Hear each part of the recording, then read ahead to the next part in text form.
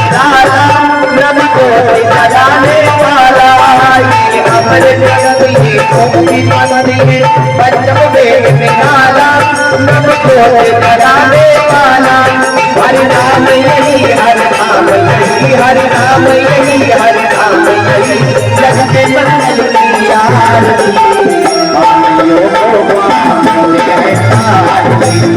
भागवत भगवान की है आरती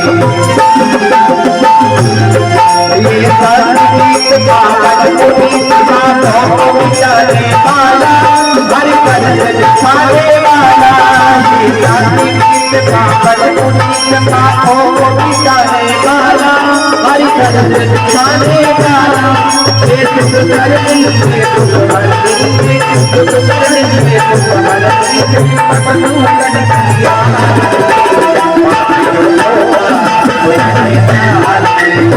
भागवत भगवान की है आरती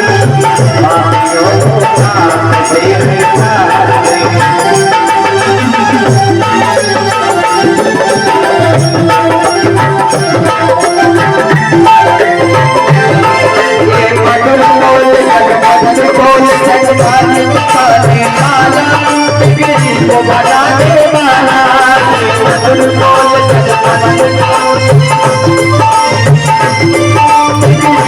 बनाने वाला नाम यही बदला नाम यही बदला महिमा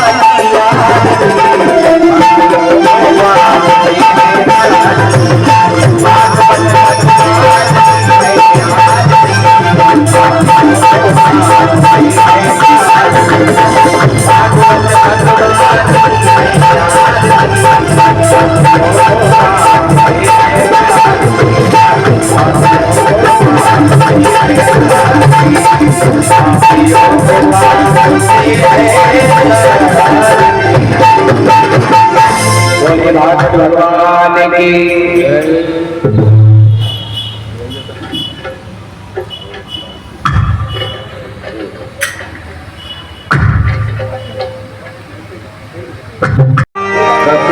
जम्बो फलचार उमासुतं शोक विनाशकारकं नमामि विघ्नेश्वर पादपङ्कजम्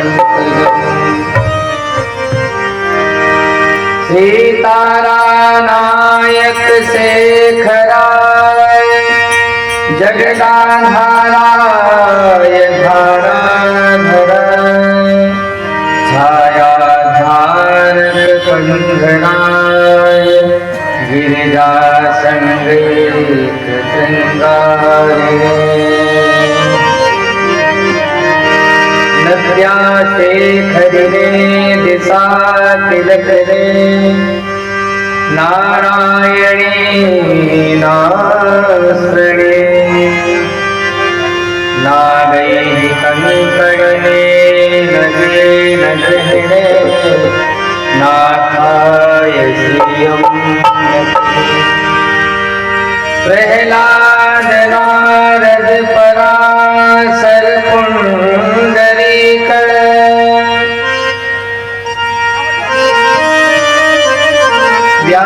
व्यासाम्बरीश सुख सौनक भीष्मदाभ्याम्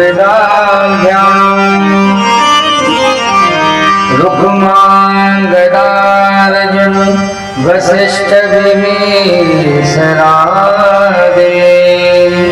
पुण्यानिमान परम भागवतं स्मरामि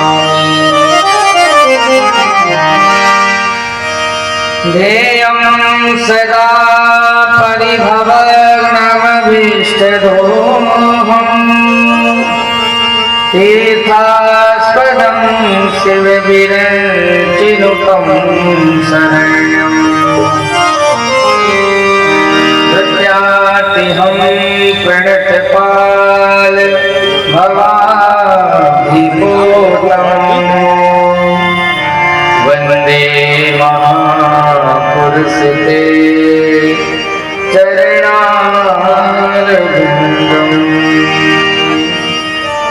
वंशी विभूषितकरान् नवनीरदाभान् पीताम्बराधरबिम्बफलाधरोष्णान् पूर्णेन्दुसुन्दरमुखान् दरविन्दनेतान् कृष्णात् परं किमपि तत्त्वमहं न जाने। सीतानाथ समारम्भाम् रामानन्दार्य मध्यमाम् अस्मदाचार्यपर्यन्ताम् वन्दे गुरुपरम्पराम्।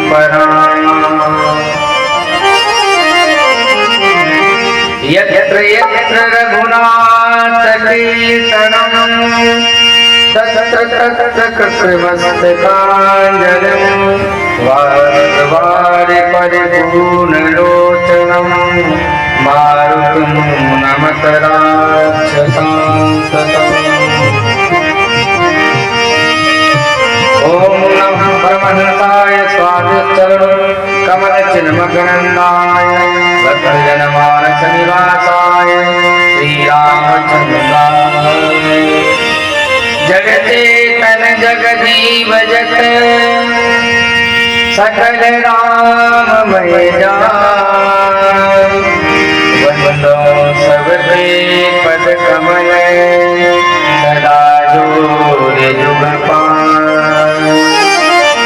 अपने अपने घर लगे सब प्राभु को पीर तुम्हें पीर सब घर लगे धन्य धन्य रघुवीर। सियावर रामचंद्र जी की जय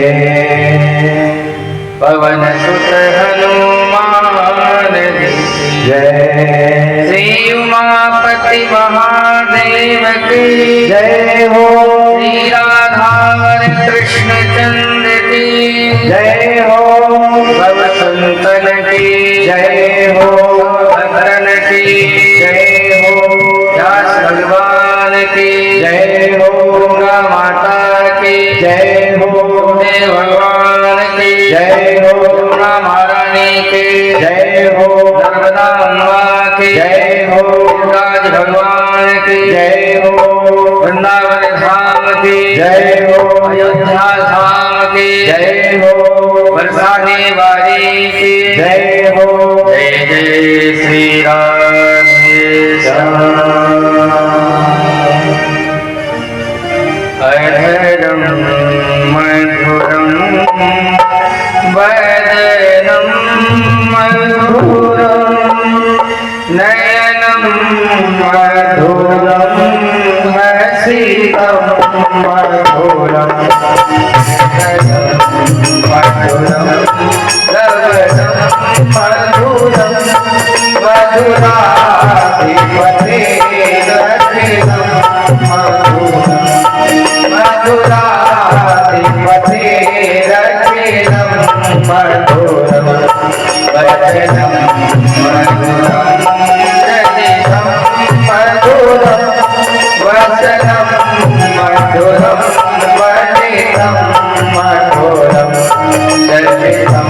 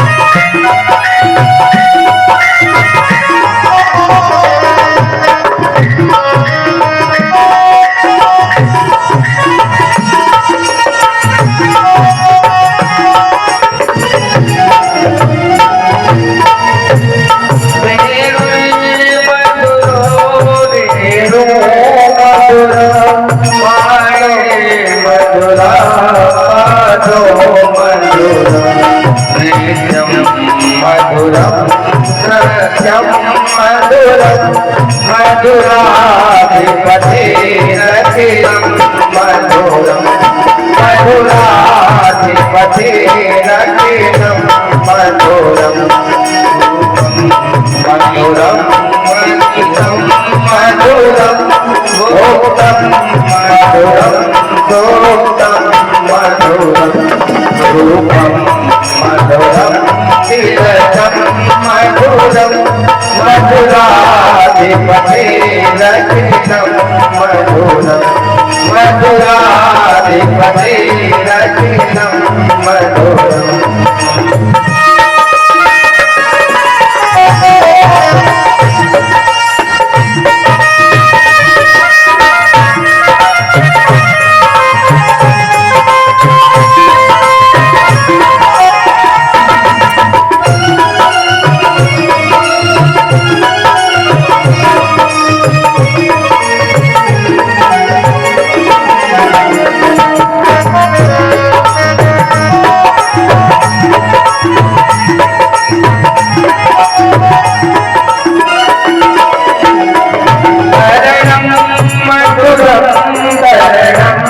मधुरं हरणं मधुरं रमणं मधुरं वमितं मधुरं समितं मधुरं मधुराधिपते रखिलं मधुरं मधुराधिपते रखिलं मधुरं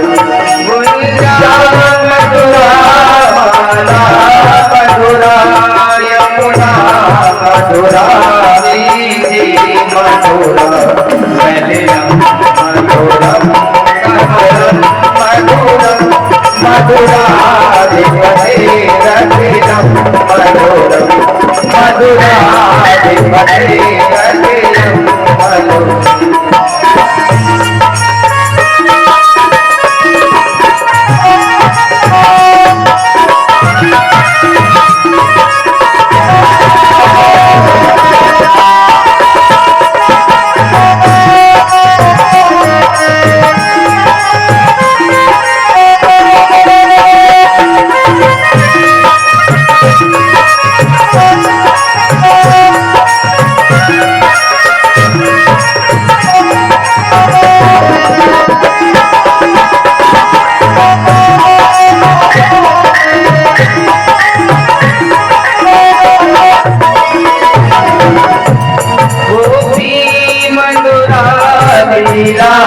मधुरा योगं मधुरा मोक्षं मधुरा दृश्यं मधुरा दृश्यं मधुरा मधुराधिपते रखिलं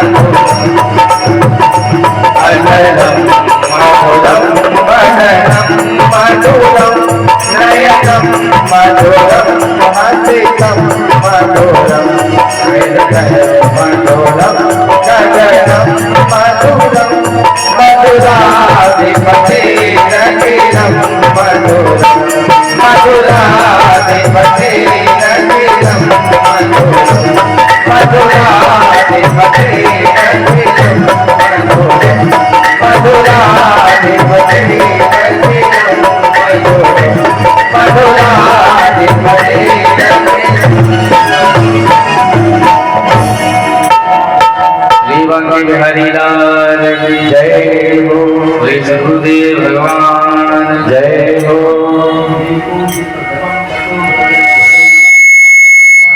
उपस्थित सभी माताएं बहन सभी हमारे बंधु भाई जो अवसर मिला है इस कथा रूपी बहती हुई गंगा में अवगाहन करें और अपने जीवन को पवित्र बनाएं। भगवती भागीरथी के तट पर भगवान सुखदेव राजा परीक्षित को कथा सुनाते हैं। कहते हैं राजन, भगवान ने जब रुक्मिणी का हरण किया तो उनका जो भाई था रुक्मी बड़ा, वो इतना क्रोधित हुआ और उसने प्रतिज्ञा की कि यदि हम रुक्मिणी को वापस नहीं ला सके कृष्ण को मार करके तो मैं दोबारा विदर्भ नगर में प्रवेश नहीं करूंगा। प्रतिज्ञा कर ली थी और रथ लेकर के जब भगवान श्री कृष्ण के पीछे दौड़ा और दौड़ते दौड़ते भगवान श्री कृष्ण के पकड़ लिया उसने रथ को। भगवान श्री कृष्ण ने रोका रथ को और रथ से कूद गया।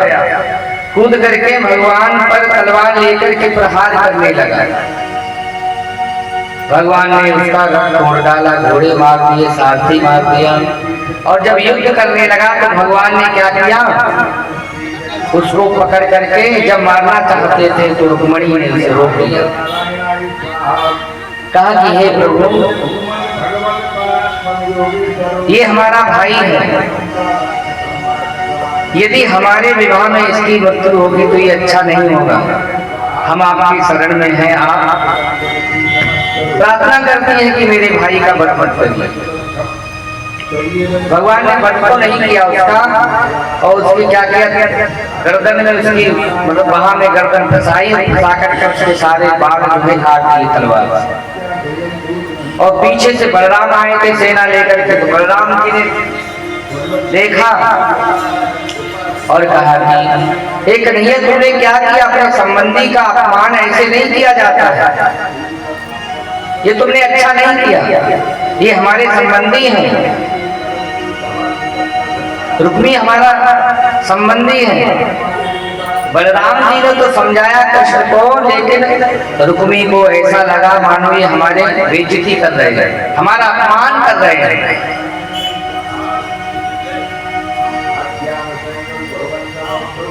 और रुक्मिणी से बलराम जी कहते हैं कि हे पुत्री, तुम्हारे भाई का अपमान किया है हमारे भाई ने, इसका बदला तो हमारे परिवार वालों से मत लेना।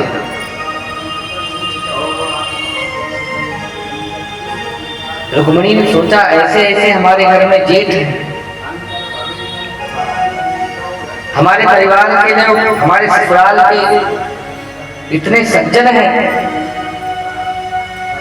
रुक्मिणी बहुत प्रसन्न हुई।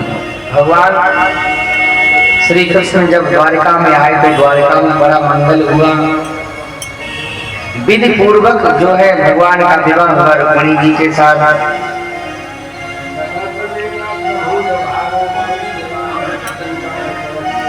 द्वारिका में बड़ा बधाई बज रही है, सभी द्वारिकावासी स्त्रियां द्वारिकावासी एकत्रित होकर के बधाई गा रहे हैं। आओ मेरी सखियों मुझे मेहंदी लगा दो,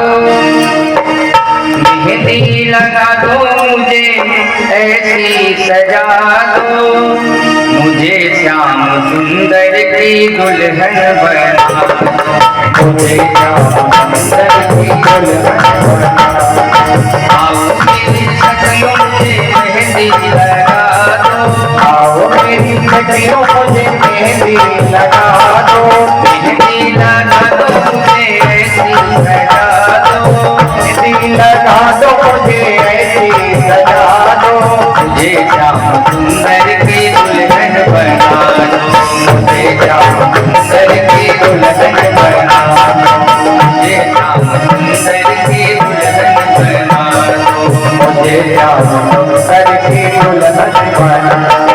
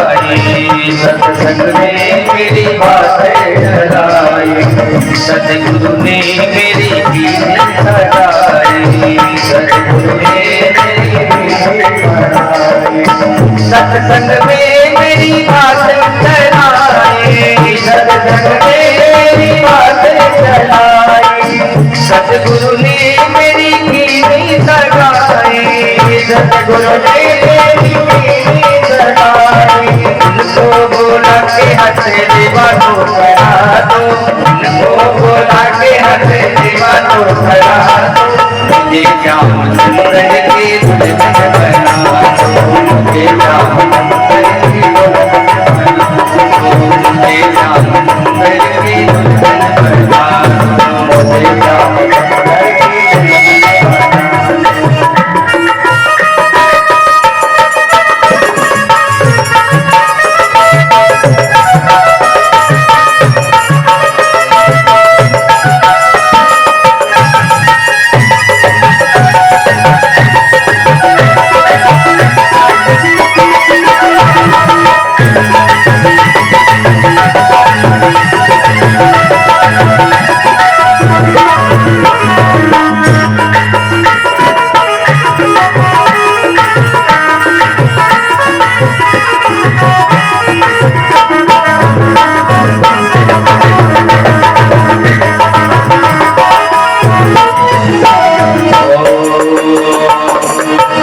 पहनो चूड़ी जो कबहू न टूटे, ऐसी पहनो चूड़ी जो कबहू न टूटे, ऐसा बनो दुल्हा जो कबहू न टूटे, ऐसा बनो दुल्हा जो कबहू न टूटे, ऐसी पहनो चूड़ी जो कबहू न टूटे, ऐसी पहनो चूड़ी जो कबहू न टूटे, ऐसा बनो दुल्हा जो कबहू न टूटे, ऐसा बनो दुल्हा जो कबहू न टूटे, ऐसे सुहाग की बिटिया लगा दो, ऐसे सुहाग की बिटिया लगा दो, मुझे श्याम सुंदर की दुल्हन बना दो, मुझे श्याम सुंदर की दुल्हन बना दो, मुझे श्याम सुंदर की दुल्हन बना दो, मुझे श्याम सुंदर की दुल्हन बना दो, मुझे श्याम सुंदर की दुल्हन बना दो। रुक्मिणी जी का विवाह भगवान श्री कृष्ण के साथ हुआ। बोलिए रुक्मिणी रमण भगवान की जय। विवाह की 8 पद्धतियां होती हैं। कितनी पद्धतियां? 8। पहला है ब्रह्म विवाह, फिर है दैव विवाह, फिर है आर्ष विवाह और फिर है प्रजापति विवाह। तो कर्दम आदि जी का जो विवाह हुआ है ये प्रजापति विवाह में आते हैं। और ब्रह्म विवाह जैसे ब्रह्मा जी ने अपने पुत्रों को लेकर के आए की बेटियों के साथ विवाह कर दिया। आज विवाह जो आजकल हो रहा है, और दैव विवाह जो देवताओं में होता है, और चौथा विवाह है गांधर्व विवाह। गांधर्व विवाह माने रेल के डब्बे में विवाह हो जाता है, बस में चलते चलते विवाह हो जाता है, स्कूल में विवाह हो जाता है, कॉलेजों में विवाह हो जाता है। इसको कहते हैं गांधर्व विवाह। इसकी न शास्त्रों में निंदा है न प्रशंसा है। पर रुक्मिणी का जो विवाह हुआ है, उस विवाह की जो पद्धति है वो है राक्षस पद्धति। माम राक्षसेन विदिनोद बहुवीर सुल्तान। रुक्मिणी खुद कहती है मेरा विवाह जो है ना राक्षस पद्धति से ही हो सकता है। राक्षस पद्धति का मतलब है लड़की की तो राजी हो और माता पिता ना राजी हो, उसको कहते हैं राक्षस पद्धति।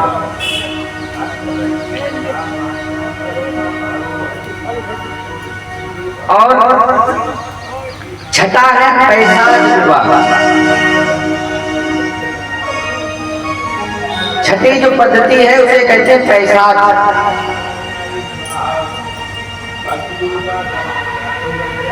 पैशाच की विधि में ये सबसे ज्यादा निंदनीय विवाह है। जैसे किसी शत्रु को मारने गए और उनके परिवार वालों को तो मार दिया, कन्या रत्न देखी तो उसको नहीं मारा, विवाह के लिए चले आए। और फिर है एक है आसुर विवाह। आसुर विवाह जैसे देवयक्ष गंधर्व नर किन्नर राजकुमार जीत बरी निज बाप बले बहु सुंदर बरना। देवताओं में, यक्षों में, गंधर्वों में, मनुष्यों में रावण ने जब विवाह किया तो इसको आसुर विधि कहते हैं। रावण जहाँ जहाँ देखता था कि सुंदर अच्छी कन्या मिल गई राजाओं की, यक्षों की, देवताओं की, तो जबरदस्ती उससे विवाह कर लेता था। जीत भरी निज बाहुबल बहु सुंदर बरनार, देव यक्ष गंधर्व नर किन्नर राजकुमार। ऐसे ये आसुर विवाह है।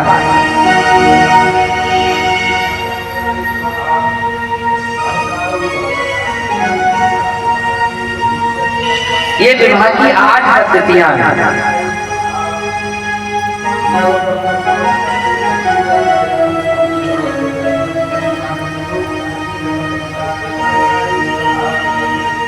लेकिन भगवान का जो विवाह हुआ है वो राक्षस पद्धति से हुआ, और भगवान का ब्याह होकर के आया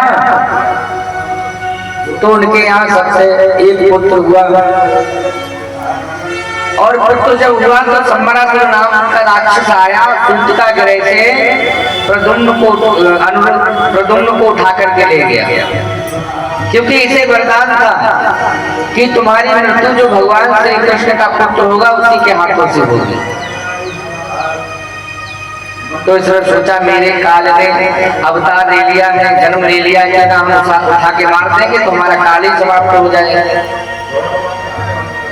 संबरासुर आया, सूतिका ग्रह से ले गया, उठा करके समुद्र में फेंक दिया, और समुद्र में उस बालक को मछली ने निगल लिया, और जब मछली ने निगल लिया तो मछली ने निगल लिया तो वहाँ मछुआरे थे, उन्होंने जाल फेंका तो वही मछली उनके जाल में आ गई, और उसी मछली को उठा करके संबरासुर की रसोई में ले जाकर के रख दिया, और उसका पेट फाड़ा गया तो उसमें सुंदर बालक निकला। और जो संबरासुर की रसोई में काम करती थी वो थी रति, क्योंकि भगवान शंकर ने जब कामदेव को भस्म कर दिया था तो रोदती बदती गौ भांति करुणा करत शंकर पै गई, प्रभुआस तोष कृपाल शिव अबला निरख बोले सही। भगवान शंकर ने कहा देवी कामदेव को तो मैंने भस्म कर दिया है, लेकिन बिना शरीर के ही संसार के जितने प्राणी हैं ना उनके हृदय में कामदेव विराजमान रहेंगे। और रही मिलन की बात तो मैं तुम्हें मिलने की कथा बताता हूँ, कहाँ वो आपसे मिलेंगे। तो भगवान शंकर कहते हैं जब यदुवंश कृष्ण अवतारा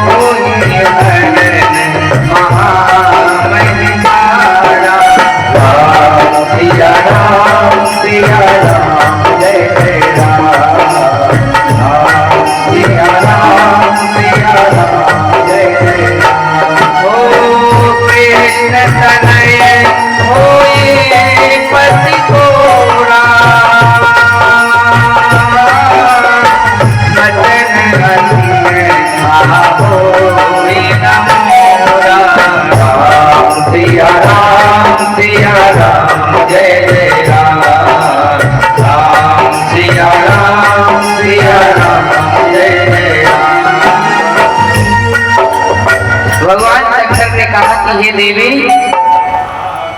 तुम्हारे पति जो कामदेव है ये भगवान के पुत्र के रूप में अवतार लेंगे, और आपका मिलन कहाँ होगा तो संबरासुर के यहाँ होगा। तो तब से रति महारानी मायावती का वेश धारण करके संबरासुर की रसोई में काम करते थे, भोजन बनाने का काम करते। और जब बालक निकला वो मछली के पेट से तो उन्होंने सोचा बड़ा दिव्य सुंदर बालक है, नील वर्ण का है, तो उस बालक का क्या करेंगे। तब तक नारद जी आ गए। नारद जी ने सारी बात बताई कि ये जो बालक है ये आपका पति है, पूर्व जन्म का कामदेव है, इन्होंने रुक्मिणी के गर्भ से जन्म लिया है।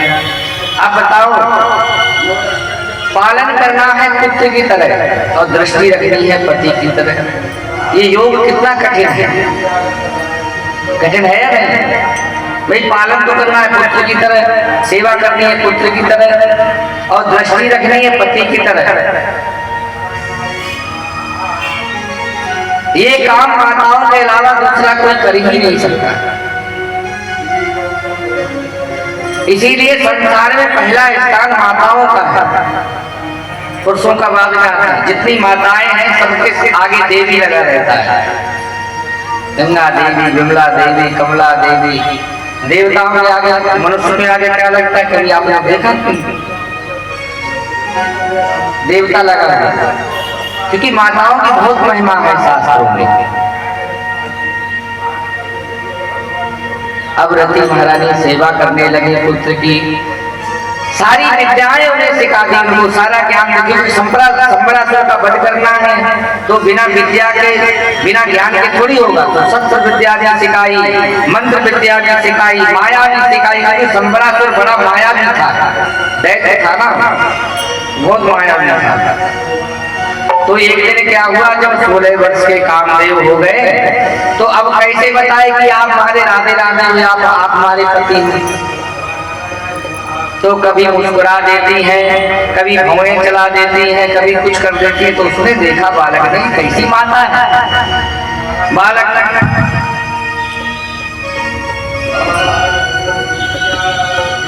भगवान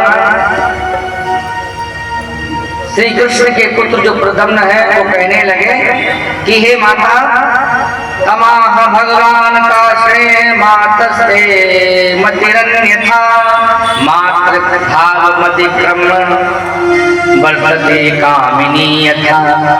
कहते हैं तू माता का भाव छोड़ करके कामिनी जैसा बर्ताव कैसे कर रही है।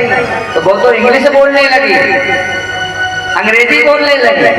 वो कहती है मैं आपकी अचायत माने अधिकृत, मेरे अलावा आपकी दूसरी कोई पत्नी हो ही नहीं सकती।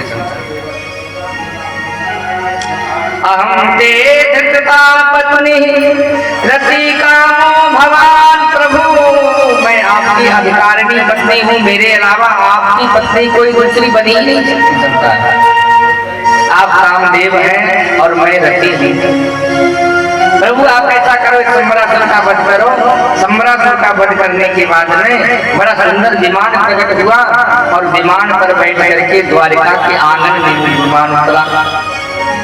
भगवान के महल के जब आंगन में विमान उतरा और उसमें से एक सुंदर सी बहू और नील वर्ण का छोरा जब निकला तो रुक्मिणी ने देखा ये तो साक्षात हमारे प्रभु की तरह शक्ल मिलती है। कहने लगे कि यदि मेरा पुत्र होता तो ऐसा ही होता। भगवान जानते थे कि मेरा पुत्र है, लेकिन उन्होंने ऐसा नहीं कहा। यदि वो ऐसा कहते तो द्वारिकावासी सोचते इनका पुत्र क्या हो गया, ये तो रात में जिसको देखते उसी को अपना पुत्र कहने लगते। भगवान चुप रहे, भगवान ने नहीं कहा। नारद जी आए, उन्होंने बताया कि आप ही का पुत्र है।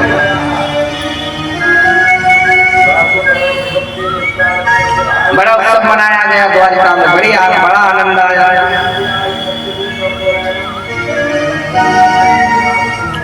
प्रद्युम्न की कथा पहले है और भगवान के ब्याहों की कथा बाद में है। भगवान सुखदेव जी को जो समझ में आता है वही सुनाते जा रहे हैं। यहाँ कोई कथा का क्रम नहीं है, जो उनको कथा याद आ जाती है सुना देते हैं। तो भगवान सुखदेव कहते हैं एक सप्ताधिक नाम का राजा था और भगवान श्री कृष्ण के गले में जो कौस्तुभ मणि है ना, उसको देख करके बहुत जलता था कि इनके गले में मणि है। तो उसने सूर्य नारायण की उपासना की। सूर्य नारायण ने उसे एक मणि दी जिसका नाम था सेमंतक मणि। और उस मणि से 8 भार सोना रोज निकलता था। 8 भार माने 20 तोले का एक भार होता है। 20 तोले का कितना भार होता है? एक भार। तो 8 बार सोना निकलता था। अब जिसके घर में 2 किलो 2.5 किलो सोना रोज आएगा उसकी धरती चलेगा कि आसमान में उड़ेगी। थोड़ा सा धन आने पर व्यक्ति को तो अहंकार हो जाता है कि नहीं हो जाता, किसी से बात नहीं करता। और जिसके पास इतना सोना रोज आता हो, प्रतिदिन आता हो, तो जमीन में नहीं आसमान में उड़ेगा। बड़ा अहंकारी था सत्राजित। भगवान की सभा में आया एक दिन, गले में मणि पहन करके तो चमक रही थी। भगवान ने सोचा कौन आ रहा है, लगता है साक्षात सूर्य नारायण आ रहे हैं क्या।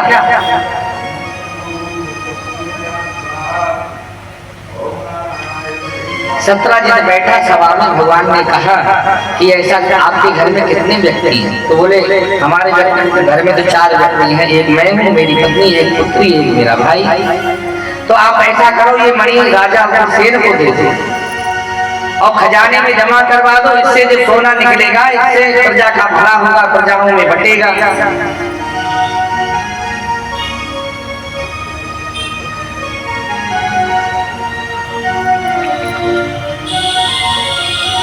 तो सत्राजित ने इनकार कर दिया, मणि नहीं दी। एक दिन क्या हुआ, उसका छोटा भाई था प्रसेन गले में मणि को पहन करके वन में आखेट करने के लिए गया। तो किसी सिंह ने प्रसेन को मार दिया और मणि छीन ली। और जब मणि छीन ली, इतने में क्या देखा, जामवंत जी वहां आए। जामवंत जी ने सिंह को मार करके मणि ले ली और मणि ले जाकर के अपनी पुत्री जामवंती को दे दी। अब जब उनका भाई लौट करके शाम को घर पे नहीं गया तो उन्होंने सोचा कि भगवान श्री कृष्ण मणि मांग रहे थे, हो ना हो इन्हीं ने मेरे भाई को मरवा के हमारे भाई से मणि छीन ली है। अब सामने तो उसने कहा नहीं, काना फूसी हुई लोगों, तो एक ने 2 से कहा, 2 ने 4 से कहा, धीरे धीरे भगवान के पास ये बात पहुंच गई। भगवान ने कहा कि लगता है मैंने 14 का चंद्रमा देख लिया है, क्या मुझे कलंक क्यों लगा।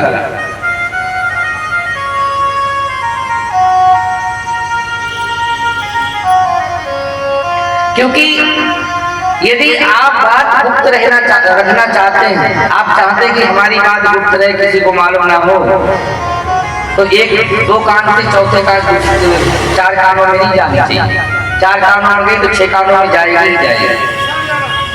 एक राजा था, उसके बड़े कान थे, बकरे जैसे कान होते थे उस राजा का। तो वो जिस पर अपनी हजाम बनवाता था, दाढ़ी बनवाता था, जिस किसी नाई को बुलाता था दाढ़ी बनवाता था, तो या तो उसको मरवा देता था या बहुत सारा, या उसे कारागार में डलवा देता था और उसके परिवार वालों को धन दे देता था। तो एक नाई गया बाहर उसके दाढ़ी बनाने के लिए, हजाम बनाने के लिए, तो उसका नाम था बम्बई हजाम। और इतना चुगलखोर था कि उसके पेट में यदि बात पहुंच जाए तो रुको ही ना, मतलब 100 जगह ऐसे लोग होते हैं। हमारे एक है हमारे गांव में, अब अभी भी है शायद, हमें पता नहीं है, हम जाते आते नहीं। तो जैसे कोई बात अगर गुप्त होती है उनसे आप कह देते तो सुबह ही डंडा उठाते और पूरे गांव में घूम कर आ रहा। और जिस दरवाजे पर बैठ जाते तो कोई बात कहते हैं, वो ऐसा कह रहा था, वो ऐसा कह रहा था। अभी भी है 2-3 लोग, मतलब बड़ी हंसी आती है उनको देखते हैं। मतलब डंडा उठाएंगे, उनका यही काम है, कोई गुप्त आपने कह दी कि भैया ये घटना हो गई, ऐसा घटना आप कहना होगा, तो डंडा उठाएंगे, सबसे पहले वही बात पूरे गांव में प्रचार करके आएंगे। तो बम्बई हजाम का राजा के यहाँ आया, तो हजामत जब उसने बनाई, अब राजा के उसने कान देख लिए, तो राजा ने सोचा इसने तो हमारे कान देख लिए बकरे जैसे, अब ये प्रचार कर देगा पूरी प्रजाओं, हमारी बड़ी बेइज्जती होगी। तब उसने कहा, राजा ने कहा कि हम तुमको कारागार में डलवा देते हैं और तुम्हारे परिवार वालों को बहुत सारा धन दे देंगे। तो बम्बई हजाम ने कहा, महाराज हम आपकी बात कहीं नहीं बताएंगे, हम कसम खाते हैं, हमारे एक मैया है, 2 बच्चे हैं, पत्नी है, अगर हम नहीं जाएंगे तो हमारे घर का रो के मैया मर जाएगी, रोटी देने वाला कोई नहीं है, उसे आप हमें छोड़ दो। बहुत विनती की राजा ने, तो कहा कि देखो बताना मत किसी को, अगर तुमने बता दिया तो तुम्हें सूली पर चढ़ा देंगे। अब आया, घर में आके लेट गया, जब घर में आके लेट गया, एकांत में 2 दिन पढ़ा। मैया ने कहा बेटा क्या बात है, क्यों पढ़े हो? बोले माता एक बात फंसी है हमारे पेट में, और वो जब तक नहीं निकल जाएगी तब तक हमें शांति नहीं मिलेगी। तो मैया बोले हमें बता दिया। बोले आप नहीं बताऊंगा, ये आपने बता दिया तो आप राजा से जाके बता दो, और राजा हमें मृत्यु दंड देगा। बोले तू हमें मत बता, तू नदी पार चला जा, किसी पेड़ को आके बता दे जाकर। नदी पार गया और एक पेड़ था शीशम का बहुत अच्छा, और कहता है सुनते हो राजा के बकरा जैसे कान, राजा के बकरा जैसे कान। और पेट को देखता है निकली कि नहीं निकली। फिर आया, फिर दूसरे दिन गया, सुनते हो राजा के बकरा जैसे कान। रोज उसका नियम बन गया नदी पार जाने का। अब राजा की निंदा सुनते सुनते वो पेड़ सूख गया, क्योंकि निंदा के समान पाप कोई होता नहीं संसार में।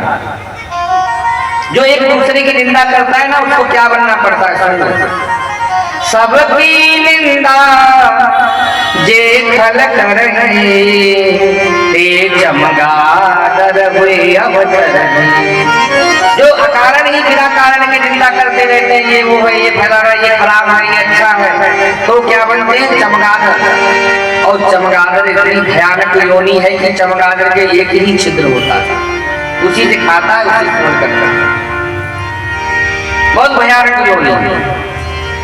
हरि गुरु निंदक दादुर होई, जन्म सहस्र पावतन होई। जो परमात्मा की निंदा करता है और गुरु की निंदा करता है वो दादुर होता है। दादुर हमारे में बोलता तो खूब है, लेकिन उसकी बात किसी के समझ में नहीं आती है बोल क्या,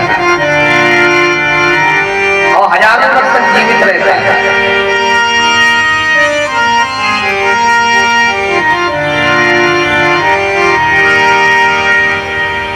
अब उसने नियम बना लिया, तो क्या हुआ? जब पेड़ सूख गया तो किसी ने जाकर के पेड़ काटा, और पेड़ काट करके उसका क्या बनाया? बोले एक तो हारमोनियम बनाई, और एक उसी की लकड़ी तबला में लगा दी, और थोड़ी लकड़ी मजीरा में लगा दी। और प्रोग्राम तो पहले ही ठीक था उसमें, जब बजाए तो उसमें से निकले, जब बजाना शुरू करे तो उसमें से राजा के बकरा प्रोग्राम पहले ही ठीक था। अब प्रोग्राम वाले राजा के यहाँ उन्होंने एक दिन प्रोग्राम रखा। अब राजा के यहाँ जब बजने लगा बाजा, तो हारमोनियम से आवाज निकलने लगी, बजने लगी, बजाना प्रारंभ किया। राजा के बकरा जैसे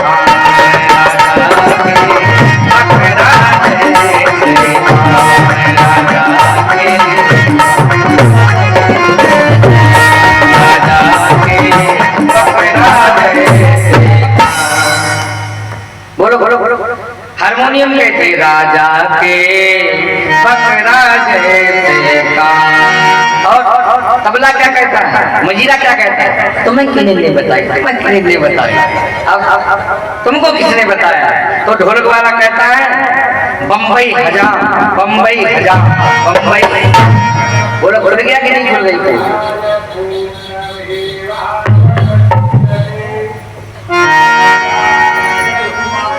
क्योंकि दूसरे की निंदा के समान ज्यादा कोई पाप नहीं होता है।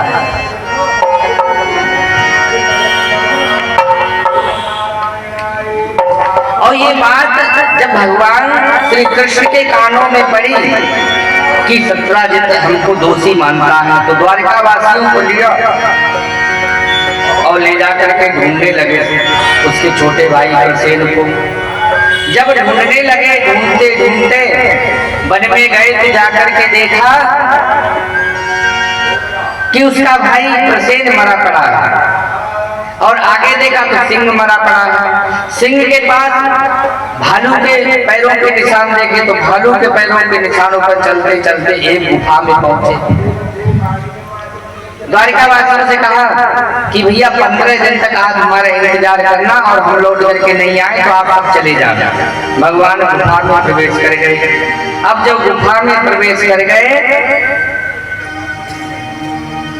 गुफा में जब प्रवेश किए तो जामवंत की जो पुत्री थी ना, वो मणि से खेल रही थी। भगवान ने सोचा कि हम इसको हाथ से छीन लेते और भाग जाते हैं। तो जब जब छीनने के लिए हुए तो उसकी धाय थी ना, धाय जो उसकी सेवा करती थी, जामवंती पुत्री की जो सेवा करती थी, वो एक धाय रहती थी, वो चिल्लाई बहुत।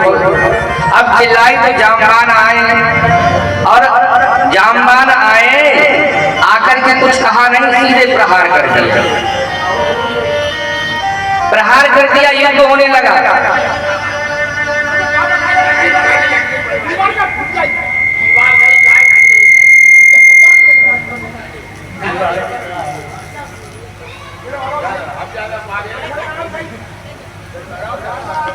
बोलिए राधा कृष्ण भगवान की जय हो।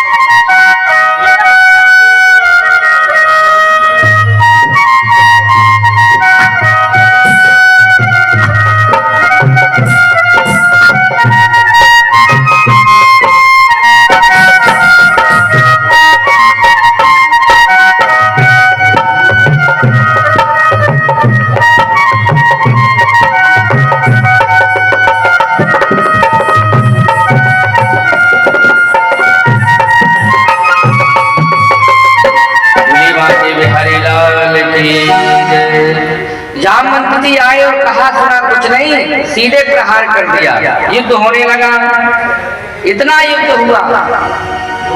मनमोहन की मधुरी सी हंसी, मनमोहन की मधुरी सी हंसी, चित जालन पर उत हाथ हकारी। भगवान कहते हैं हाँ हाँ रुको, लेकिन जामवंत क्यों मारे? तो मारे ही चले जा, मारे ही चले जा। कहूँ झपेट लपेट लपेट चाटन गए चटकारी। न त्योहारत है न बिदारत है, मल्ल भालू के भाव में भूले मुरारी। जन गोविंद की उपमा कहिए, वे साचे हैं भालू वे साचे मदारी।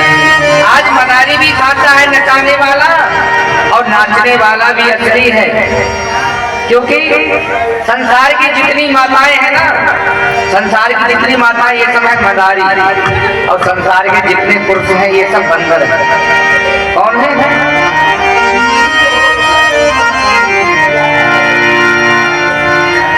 संसार की जितनी माताएं हैं ये है मदारी, और जितने पुरुष हैं ये सब है बंदर। यदि किसी को कोई शिकायत है तो तुलसी बाबा से जाकर के कहें, हमसे ना कहें, क्योंकि बाबा जी कहते हैं नारी विवश नर सकल गुसाई, नाचत नर मरकट की नाई।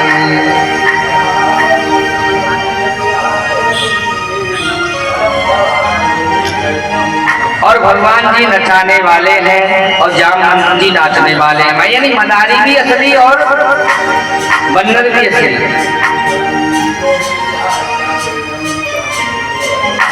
जब 27 दिन हो गए लड़ते लड़ते, तो जामवंत जी ने कहा कि साधारण व्यक्ति मेरा प्रहार नहीं बर्दाश्त कर सकता। साधारण व्यक्ति को एक मुक्का मारूंगा, क्योंकि जामवान बड़े बलवान थे। रावण के एक मुक्का मार दिया तो रावण बेहोश हो गया, इतने बलवान। तो जामवान कहते हैं लगता है प्रभु आप कोई साधारण नहीं है, हमें तो हमारे प्रभु मालूम पड़ते हैं। यस्ते दुष्कलिसरोस कटाक्ष मोक्षे बलप्रमाद सत शुभितन कृतिमिंगलोकी। सेतु कृताश्वेत उज्ज्वलिता चलंका रक्षाम शिरांसि रूपे तुरुक्षतानि। प्रभु मैंने आपको पहचान लिया, आप वही हैं जिन्होंने समुद्र पर बांध दिया था, सेतु बांधा था।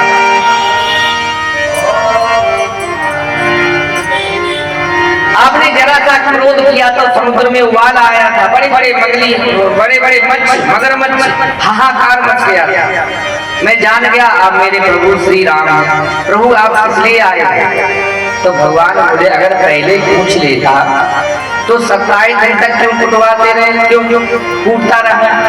अरे पहले ही पूछ लेता तो मैं बता देता, इतने दिन हो गए कुटते कुटते। प्रभु आप इसलिए आए हो, आपने आज मेरे ऊपर कृपा कैसे की? तो भगवान कहते हैं मैं मणि के लिए आया हूँ, मुझे कलंक लगा है मणि का। तो जामवान कहते हैं प्रभु मणि नहीं, आज तो आप मेरी मणि के साथ साथ पुत्री भी ले जाइए, क्योंकि पुत्री को जो चीज दी जाती है दोबारा ली नहीं जाती। पुत्री को जो दे दिया तो दे दिया, ये नियम है। और जो लेता है वो अच्छा आदमी नहीं है, इसका मतलब पुत्री को जो सौंप दिया वो सौंप दिया और दोबारा लिया तो नहीं जाएगा। तो कहते हैं वो मणि तो मैंने अपनी पुत्री को दे दी, अब जब तुम पुत्री को ही ले जाओ तो मणि भी आपकी हो जाएगी। तो दूसरा विवाह किससे हुआ? जामवंती से हुआ। मणि ले जाकर के 17 दिन को दे दी सबके सामने, कहा देखो भैया ये रही मणि इनकी, मैंने मणि नहीं ली थी। अब 17 दिन बड़ा घबरा, सोचा कि मैंने भगवान श्री कृष्ण से दुश्मनी मोल ली है, ये कहीं ना कहीं हमें फंसा देंगे, तो अब क्या करें, कैसे इनसे बचें? तो इसकी एक बिटिया थी बहुत सुंदर, जिसका नाम था सत्यभामा। उसकी बिटिया थी जिसका नाम था सत्यभामा, और उसने अपनी पुत्री का विवाह जो है सत्यधनवा के साथ तय कर दिया था, मंगनी कर दी थी, मतलब विवाह नहीं हुआ था। लेकिन सत्यभामा मन ही मन में भगवान श्री कृष्ण को चाहती थी, शालिग्राम की पूजा करती थी, तुलसी चढ़ाती थी कि कैसे भी करके भगवान नारायण से हमारा विवाह हो जाए।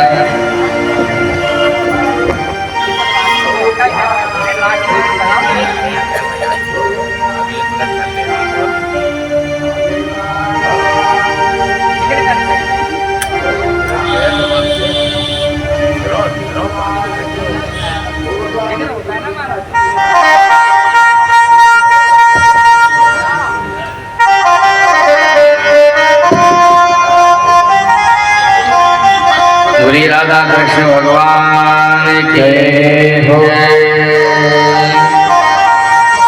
वो मन ही मन भगवान शालिग्राम का पूजन करते थे और भगवान श्री कृष्ण को पति के रूप में चाहते थे। तो 17 दिन ने अपनी पुत्री का विवाह भगवान श्री कृष्ण से कर दिया। तो भगवान के कितने विवाह हो गए? 3 विवाह हो गए भगवान श्री कृष्ण के।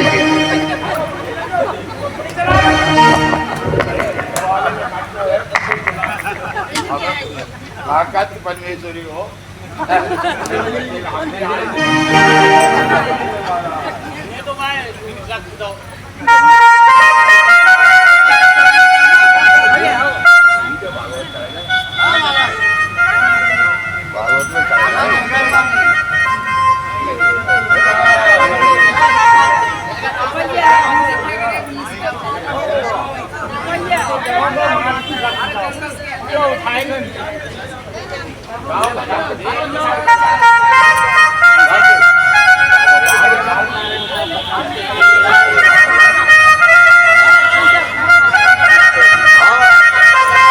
तो मिला ही रहा है, वो आप क्या कहते हैं?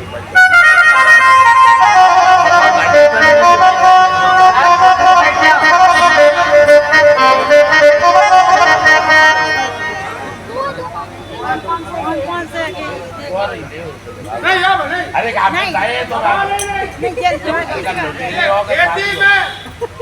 हमारा दोनों अरे तो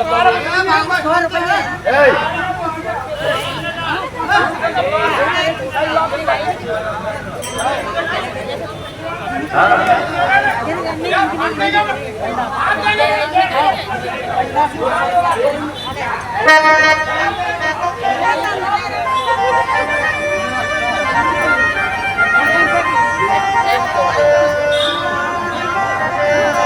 जामवंती के पुत्र थे जिनका नाम था शाम, बड़े सुंदर थे। पहुंच गए हस्तिनापुर में रथ लेकर के, और रथ लेकर के जब पहुंच गए हस्तिनापुर में तो इन्होंने सोचा कि बहुत सुंदर थे, तो उसने इनके गले में एक वरमाला डाला। अब हाथ पकड़ा, इन्होंने सोचा जैसे हमारे पिताजी रुक्मणी को ले आए थे तो हम भी इसको ले जाएंगे लक्ष्मणा को।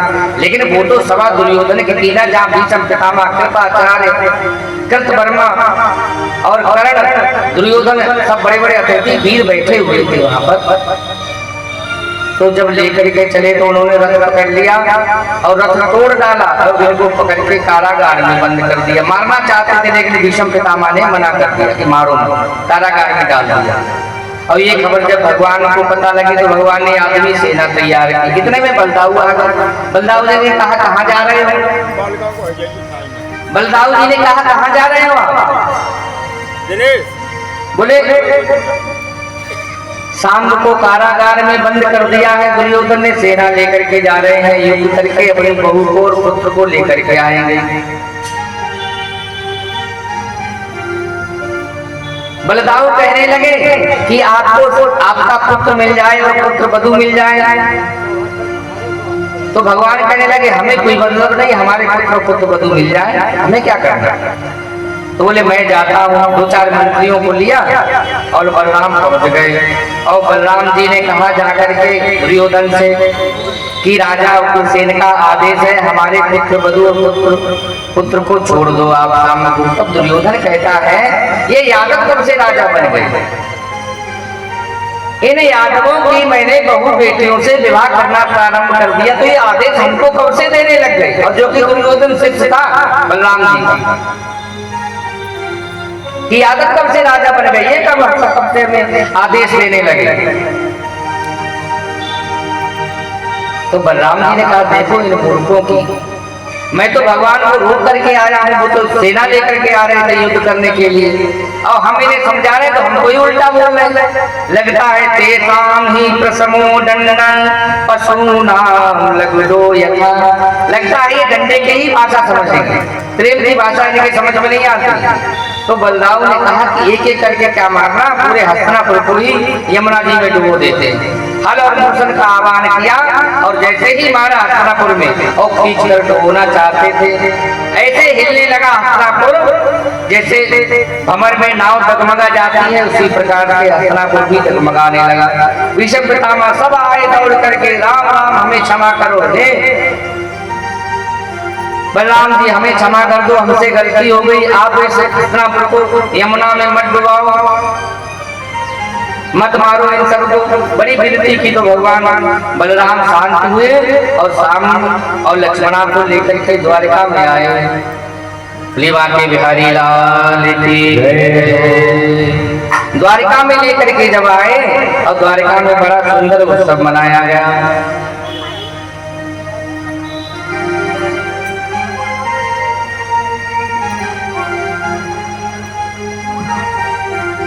इधर क्या हुआ कि एक बार भगवान बैठे हुए थे द्वारिका में, तो उनके पास एक सैनिक आया, उसने आकर के कहा प्रभु मगध देश का राजा जरासंध है, उसने 20,000 राजाओं को कारागृह ब्रज में बंद कर दिया, वो 20,000 राजाओं की बलि देना चाहता है, आप कृपा करके उन राजाओं को बचा लो। तब तक नारद जी आ गए।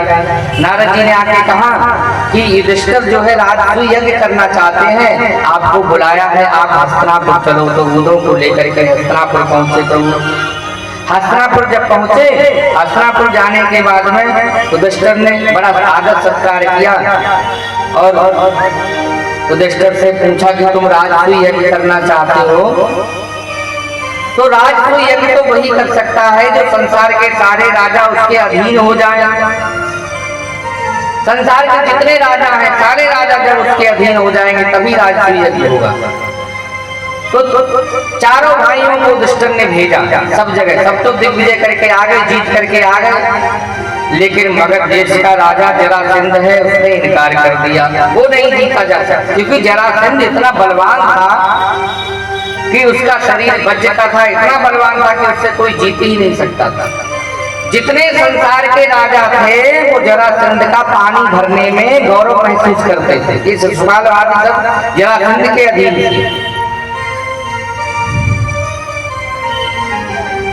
क्योंकि एक ही राज्य ऐसा था कि जरासंध के भय से मुक्त था, वो था हस्तिनापुर।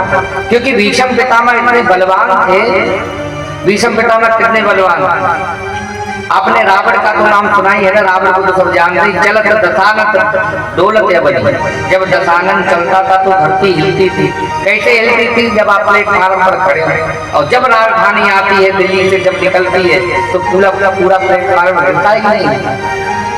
तो उस रावण क्या हुआ, एक बार नर्मदा के तट पर बैठ करके भजन कर रहा था और सहस्त्रबाहु अर्जुन अपनी पत्नियों के साथ स्नान कर रहा था उसमें। तो सहस्त्रबाहु अर्जुन ने 10,000 भुजाएं अपनी जो लगा दी और नर्मदा का बहाव रोक दिया और रावण की वहां पर कुटिया थी बह गई। रावण बड़ा क्रोधित हुआ, रावण इतना क्रोधित हुआ कि उसने जब सहस्त्रबाहु अर्जुन से युद्ध करना चाहा तो सहस्त्रबाहु अर्जुन उसके 10 हाथों से 10 सिर पकड़ लिए और इतने डुबकी लगाई नर्मदा में, इतना डुबोया कि बेहोश हो गया। कौतिक लागी भवन ले आवा, और खेल खेल में ही उस रावण को कहां ले आया, अपने भवन पर, अपने घर पर। सो पुलस मुनि जाए छुड़ावा, भवन में ले आया तो पुलस मुनि ने जाकर के उसको छुड़ाया जाकर के रावण। कितने बड़े थे सहस्त्रबाहु अर्जुन, कितने बलवान रहे होंगे। और उन सहस्त्रबाहु अर्जुन को भगवान परशुराम ने उनकी भुजाओं को ऐसे काट दिया जैसे कोई केले के पत्ते छाट देता है। तो परशुराम जी कैसे रहे होंगे। और उन परशुराम जी से भीष्म पितामह का 27 दिन तक युद्ध चला। तो भीष्म पितामह कैसे रहे होंगे आप। भीष्म पितामह से कहते हैं परशुराम जी कि मैंने 21 बार क्षत्रियों का विनाश किया है इस पृथ्वी पर। तुम जो ये कन्या है काशी की अम्बा अंबालिका थी ना, 3 कन्या थी तो उन्होंने स्वीकार नहीं किया। तो जो अम्बा कन्या है इसको आप स्वीकार कर लो। तो भीष्म पितामह कहते हैं मैं प्रतिज्ञाबद्ध हूं, मैं स्वीकार नहीं कर सकता। तो 27 दिन तक यह चला। तो परशुराम कहते तुम मुझे जानते नहीं हो, 21 बार मैंने पृथ्वी का राजाओं से विहीन कर दिया। तो भीष्म पितामह कहते हैं कि मेरे जैसे वो राजा नहीं होंगे, उस समय राजा होंगे ही नहीं।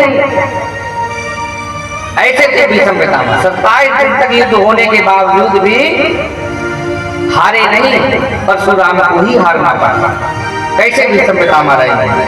तो भीष्म पितामह के बाहुबल से हस्तिनापुर ही एक राज्य ऐसा था जो बचा था जरासंध के भय से, बल्कि जितने संसार के राजा थे सब उसका पानी भरने में गौरव महसूस करते थे।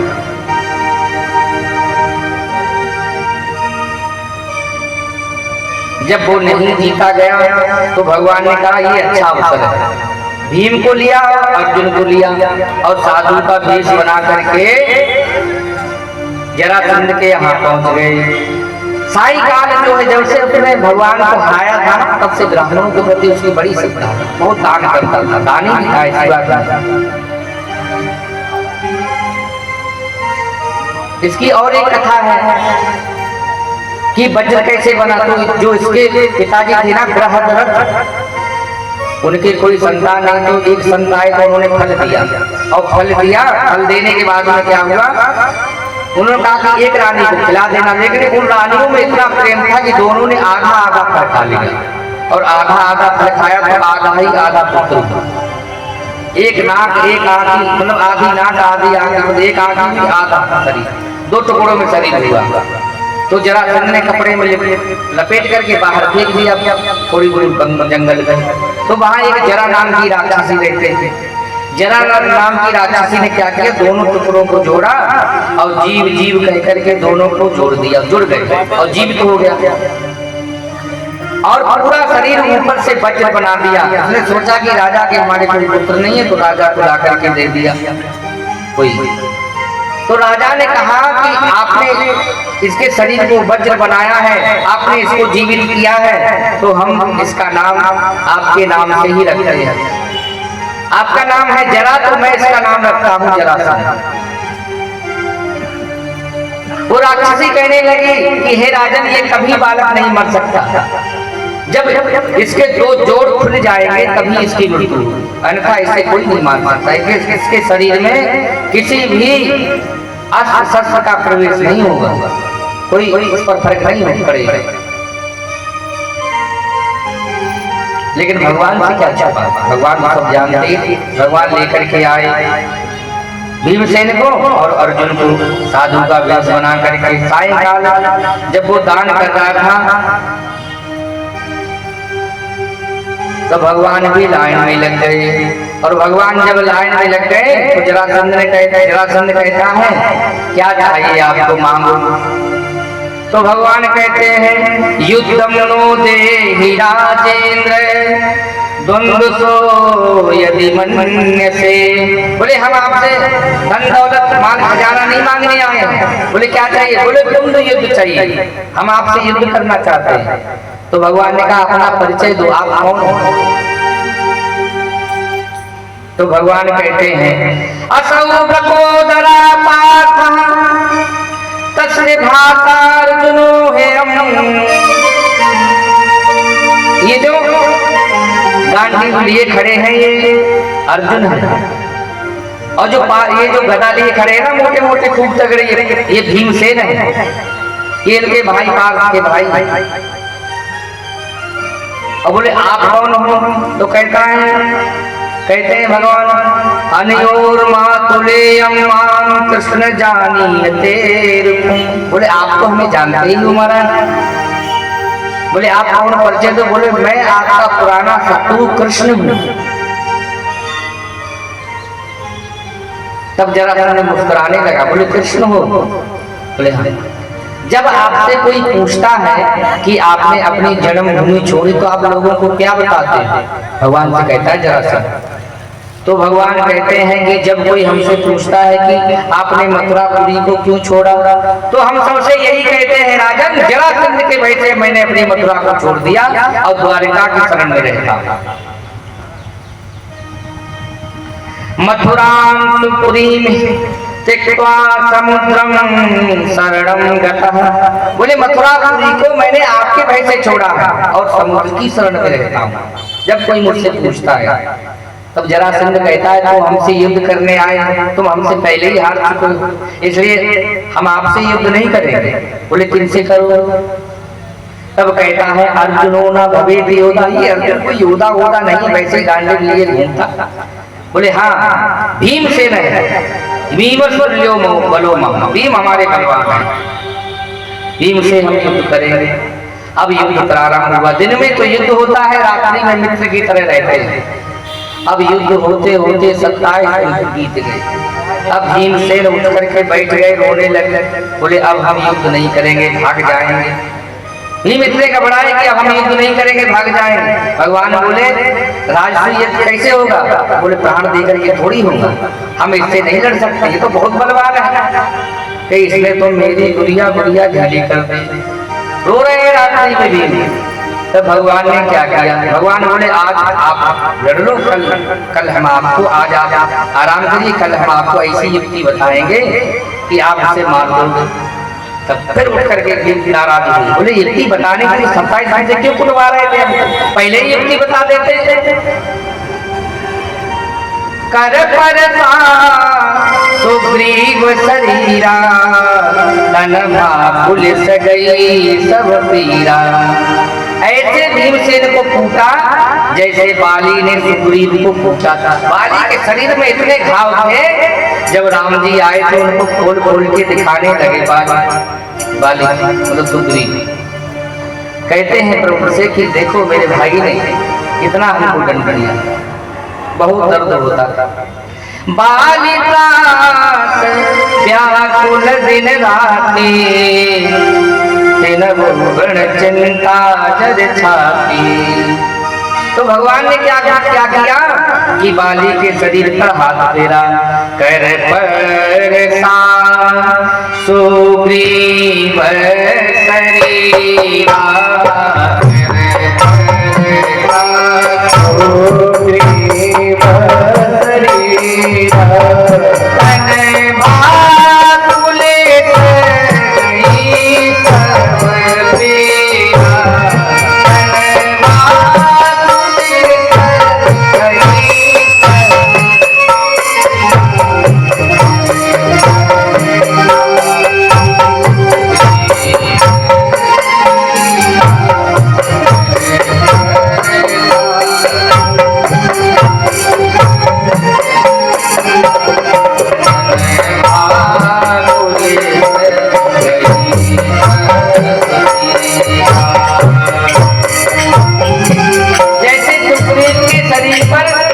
जी ने हाथ फेरा, बैठे ही भीमसेन के शरीर पर भगवान श्री कृष्ण ने हाथ फेर दिया।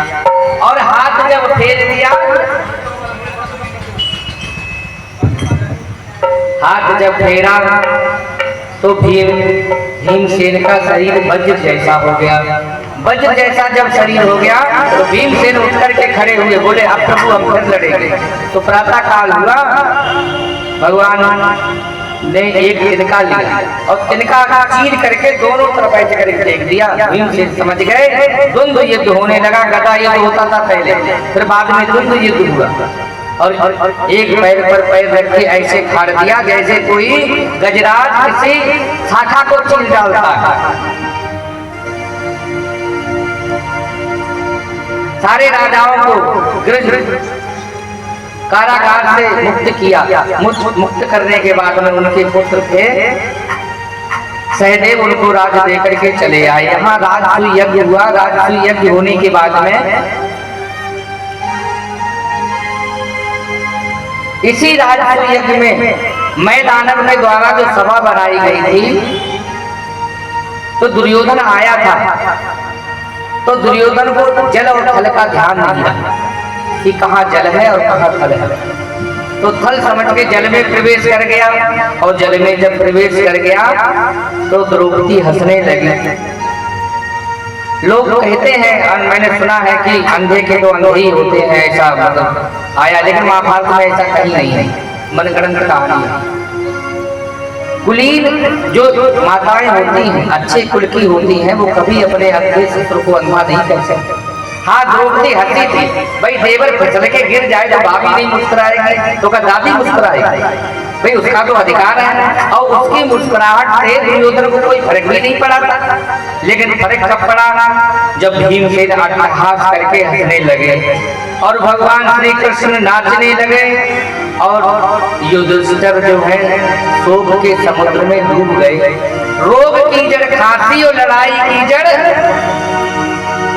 ज्यादा खांसी आती है तो डॉक्टर को दिखाना चाहिए, क्योंकि रोग हो सकता है आप, और ज्यादा हंसोगे तो लड़ाई की जड़ बन जाएगी। और राजसूय यज्ञ हुआ, इसी हंसी ने महाभारत करवाया, और महाभारत में कोई नहीं बचा।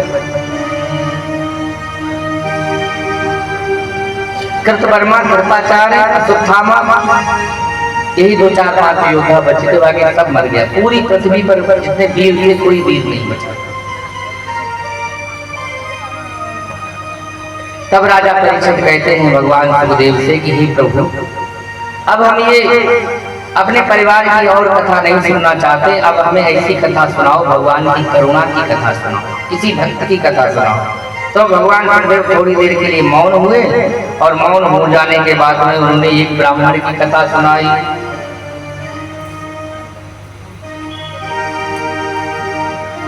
तो सुनाते हैं, कृष्ण स्यासी सखा कश्चित ब्राह्मणो ब्रह्मविद्मा। एक ब्राह्मण की कथा सुनाई, किनकी? सुदामा। ये सुदामा कौन थे? लिखा है ये भगवान के सखा थे और ब्रह्मविद्मा, बड़े ज्ञानी थे। और प्रशांत आत्मा जितेंद्रिय, बड़े जितेंद्रिय थे, बड़े इंद्रियों पर बड़ी विजय प्राप्त की थी उन्होंने। प्रशांत आत्मा जितेंद्रिय, सारी इंद्रियां इनके बस में थी। लेकिन ये दरिद्र क्यों थे? सुदामा इतने दरिद्र थे कि उनके घर में जो झोपड़ी पड़ी हुई थी ना, वो भी ठीक नहीं थी। वो भी जब जल बरसता था तो पूरी झोपड़ी टपकती थी। बर्तन कितने थे उनके सुदामा जी के घर में? एक टूटा तवा था, एक टूटी कटौती।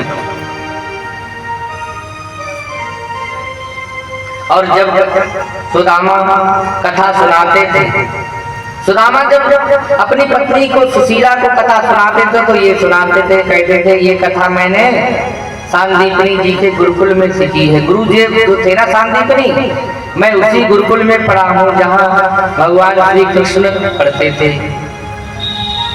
ये कथा सुनाते थे बात। लेकिन सुशीला ने कभी ये नहीं कहा कि तुम भगवान श्री कृष्ण के पास चले जाओ। क्यों नहीं कहा? इसका भी एक कारण है। और सुदामा दरिद्र क्यों हुए? जब गुरुकुल में रहते थे तो एक दिन दुर्वासा ऋषि आए गुरुकुल में भिक्षा मांगने के लिए। तो सांदीपनी की जो पत्नी थी उन्होंने कहा कि इस समय यहाँ कोई भिक्षा नहीं है, विद्यार्थी गए हुए हैं भिक्षा मांगने के लिए, अभी यहाँ कुछ नहीं है। थोड़े चने रखे हुए थे भुने हुए। तो दुर्वासा ऋषि विचार किया कि इतना बड़ा गुरुकुल है, इसमें कुछ ना हो, ऐसा नहीं है।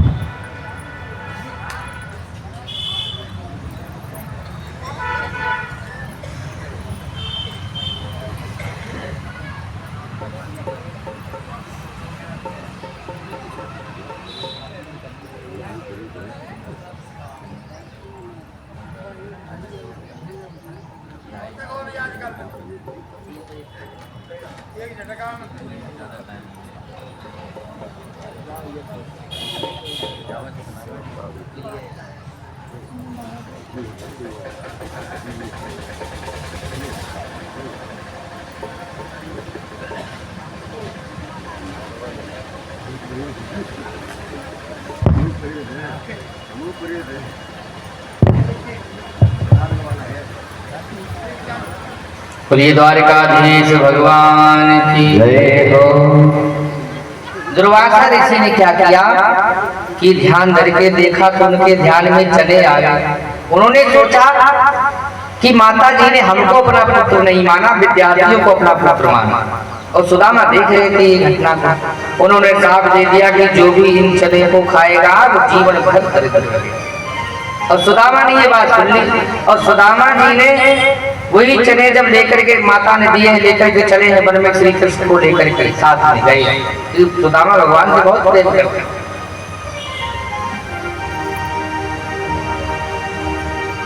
तो भगवान को काम में लग गए, लकड़ी काटने लगे। सुदामा जी ने सोचा कि ये चने यदि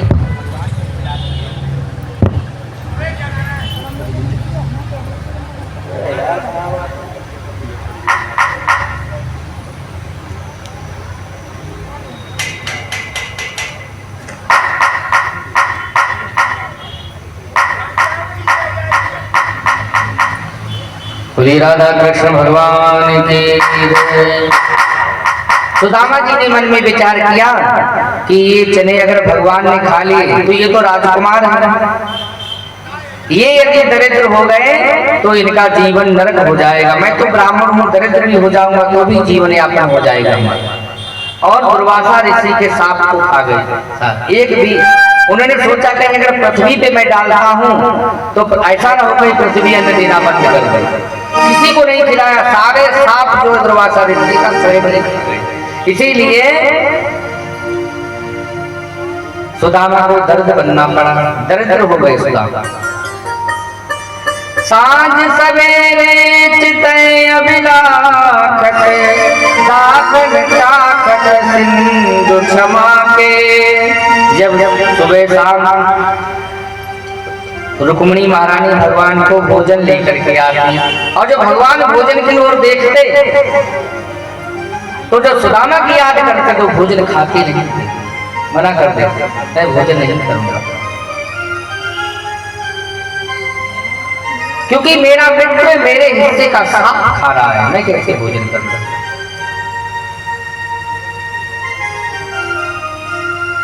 सत्तर वर्ष हो गए, वृद्धावस्था होने को आई। एक दिन भगवान ने भुजा उठा करके कहा कि आज तक मैंने दुर्वासा ऋषि के साप का पालन किया, लेकिन आज मैं दुर्वासा ऋषि के साप को बाधित करता हूँ। और जैसे ही भगवान ने कहा मैं दुर्वासा ऋषि के साप को बाधित करता हूँ, उसी समय उनकी पत्नी सुशीला ने कहा कि हे नाथ, अब आप द्वारिका चले जाओ। उससे पहले कभी नहीं कहा।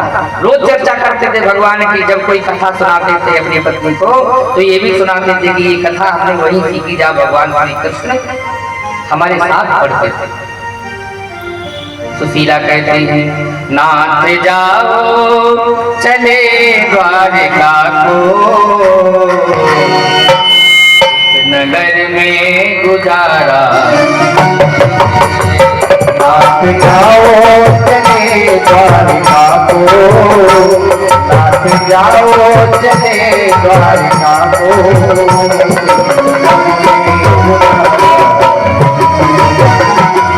नगर में गुजारा। कर देंगे दूर कर देंगे दुख बंसी वाले, दूर कर देंगे दुख बंसी वाले, और किसी का सहारा नहीं है। दूर कर देंगे दुख बंसी वाले, और किसी का सहारा।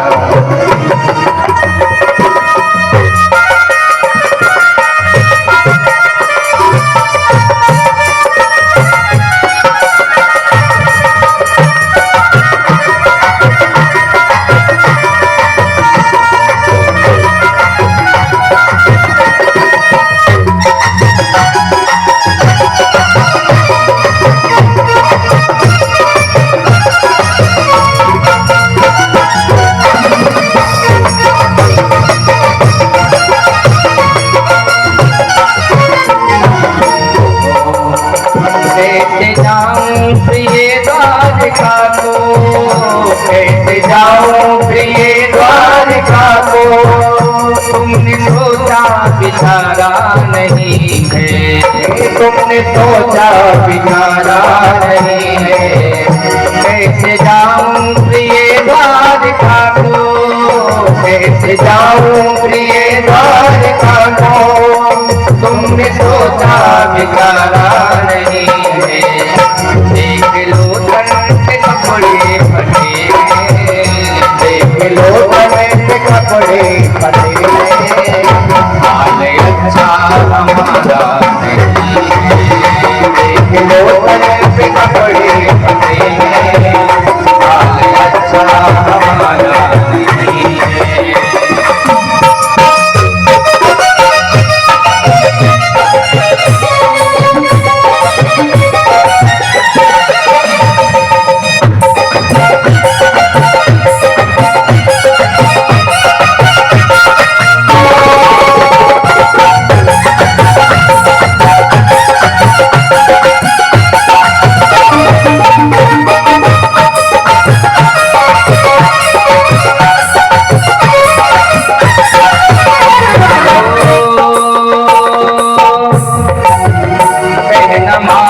तुम स्वामी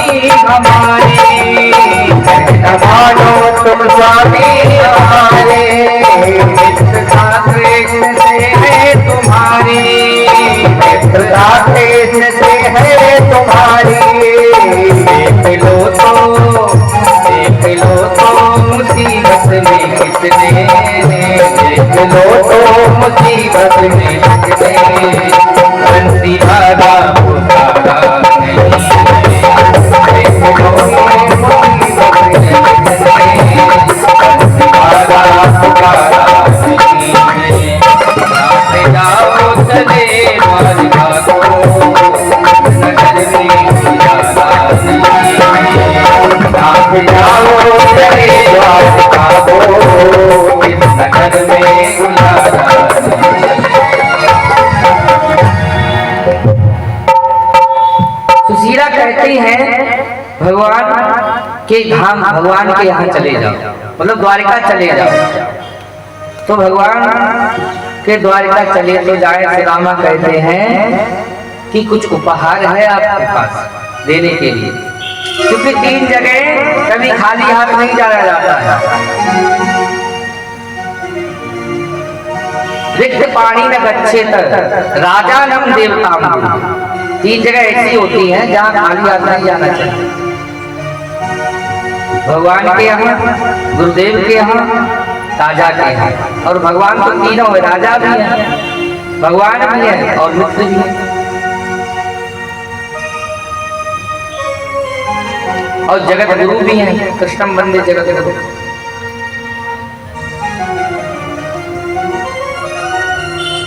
कुछ उपहार हो आपके पास। देखो माताओं, अब आपकी कथा आ गई।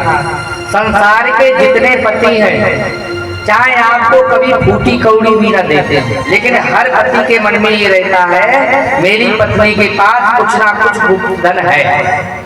रहता कि नहीं रहता? ऐसे करो, हाँ रहता। चाहे कभी 1 रुपया भी न दिया। और सुदामा जी भी यही बात सोच रहे हैं कि इसके पास कुछ ना कुछ है, लेकिन उसके पास तो कुछ था ही नहीं। तो भागवत एक हमें उपदेश देती है, एक शिक्षा देती है कि माताओं को कभी खाली नहीं रहना चाहिए। अब खाली नहीं रहना चाहिए तो धन आएगा कहां से? धन कहां से आएगा? ध्यान से सुनना आप लोग माताएं बहनें।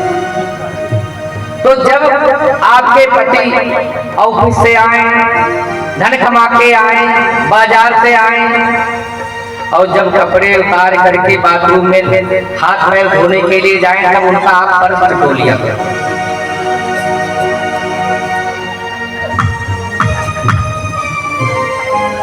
और 100-200 हो तो 10-20 खींच लिए, और 1000-2000 हो तो 100-200 खींच लिए, और 10-20 हजार आए तो 1000-2000 पार कर जाओ।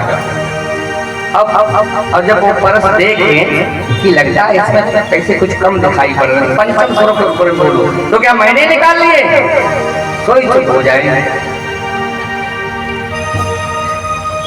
क्योंकि सुदामा ने कभी कुछ उनको दिया नहीं था, कभी 1 पैसा भी नहीं दिया था, फिर कई कैसे रहे कुछ लाओ उपहार। अरे आपने दिया हो तो मांगते तो अच्छा लगता, जब आपने कभी दिया ही नहीं तो मांगते क्यों? इसलिए माताओं को कभी खाली नहीं रहना चाहिए, और उन पैसों को सबसे नीचे बक्से में डालना। जब कभी नहीं होगा, उनके पास कमी होगी, जब उन्हें ज्यादा अभाव होगा, चाहे बिल्कुल आपको कभी ना दिए हो, तब भी कहेंगे आज बहुत मुसीबत कुछ पड़े हो तो दे दो हमको।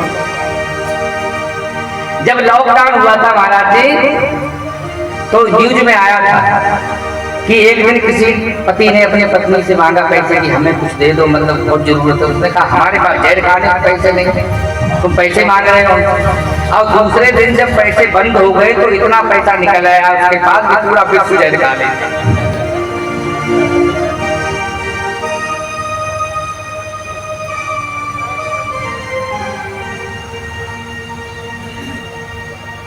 इतना पैसा निकल आया मुझे।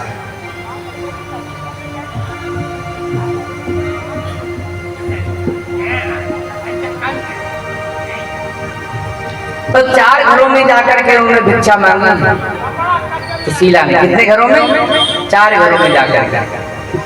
और 4 घरों में इतने चावल नहीं मिले, और चावल भी कैसे मिले? तो टूटे हुए, जिसे बोलते ना किनकी, जो चावल टूट जाते हैं ना, उन्हें टूटे हुए चावलों को अलग करते हैं, उनको क्या कहते हैं? किनकी बोलते हैं ना। तो किनकी का मतलब ही होता है किनकी, उसका पता ही नहीं किसकी। कोई भिखारी आएगा तो उसको डालेंगे, क्योंकि भिखारी को कोई अच्छी चीज थोड़ी देता है। भिखारी को मिलता है कुछ, और कर्मचारी को मिलता है कुछ। माने 1 लाख कमाए तो 10,000 कर्मचारी को दे दिए, और भिखारी कोई आ गया तो 10 रुपए उसको दे दिए, और उत्तराधिकारी को मिलता है सब कुछ।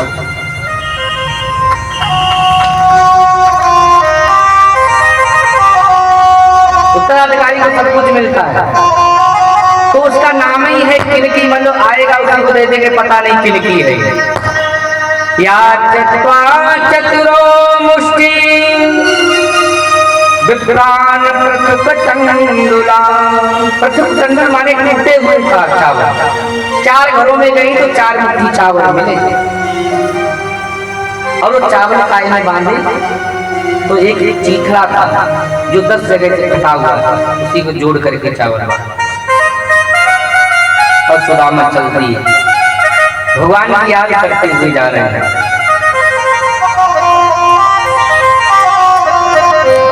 तुम्हारी याद आती है बताओ क्या करें मोहन। तुम्हारी याद आती है बताओ क्या करें मोहन। तुम्हारी याद आती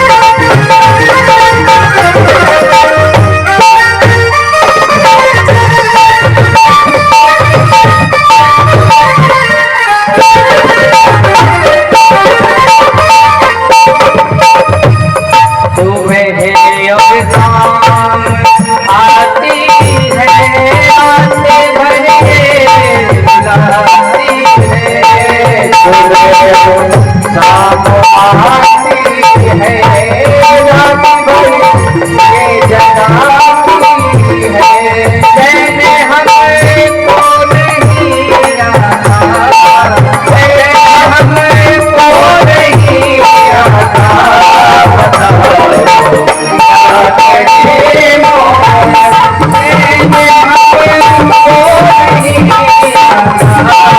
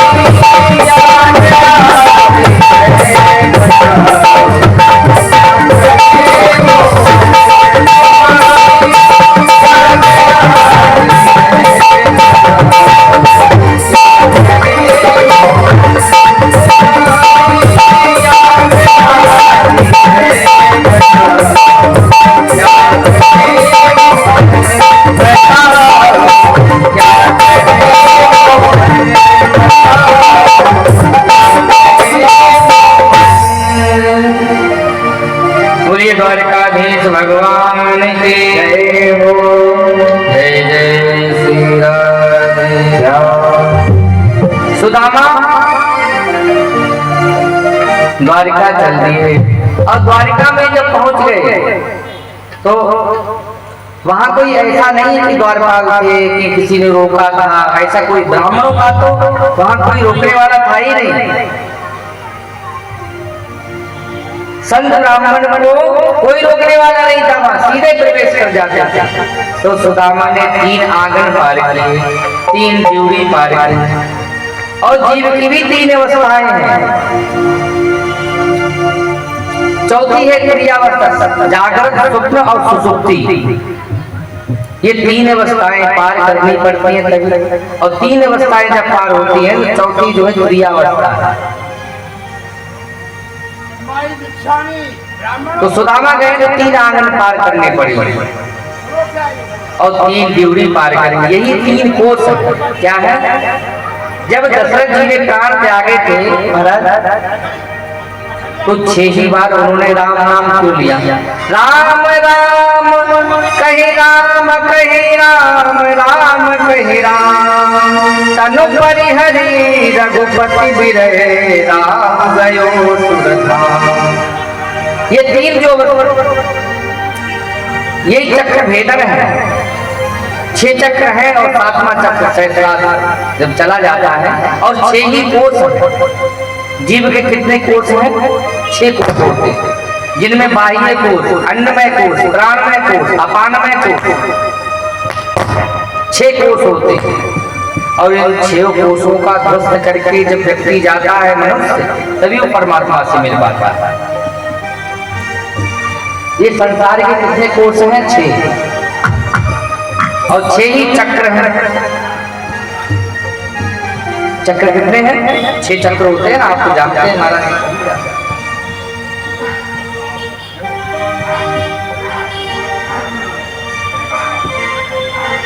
और 7वां है सहस्त्रार, तो चला ही जाता है 7वें चक्र को।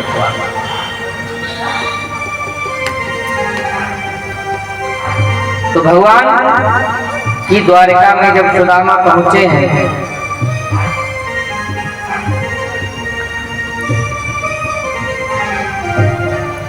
भगवान ने बड़ा स्वागत किया उनका सुदामा का, क्योंकि भगवान जैसा कौन है।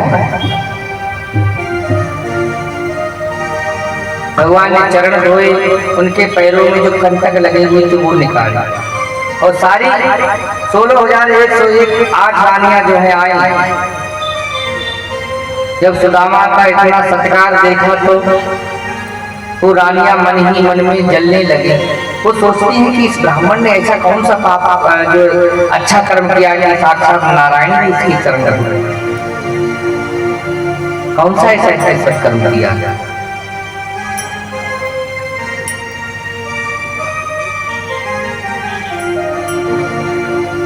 बड़ा सत्कार किया। रुक्मिणी से कहा भगवान ने कि हमारा मित्र आया है, आप भोजन की व्यवस्था करो, हम अपने मित्र से बातचीत करेंगे। और जब बातचीत करने लगे तो सुदामा जी से भगवान कहते हैं कि आपको याद है ना, जब हम गुरुकुल में रहते थे, गुरुजी ने लकड़ी लाने के लिए हमें वन में भेजा था, और वन में इतनी बारिश हुई थी कि रात भर हम बारिश में ही फंस गए। तब प्रातः काल जब हुआ तो गुरुदेव हमें घूमते घूमते वन में आए। तो गुरुदेव जी ने हमें आशीर्वाद दिया था कि हे कृष्ण, हे सुदामा, तुम कभी जीवन में असफल नहीं होगे, जो काम करोगे तुम्हारा सफल होगा, मैं तुम्हें आशीर्वाद देता हूं।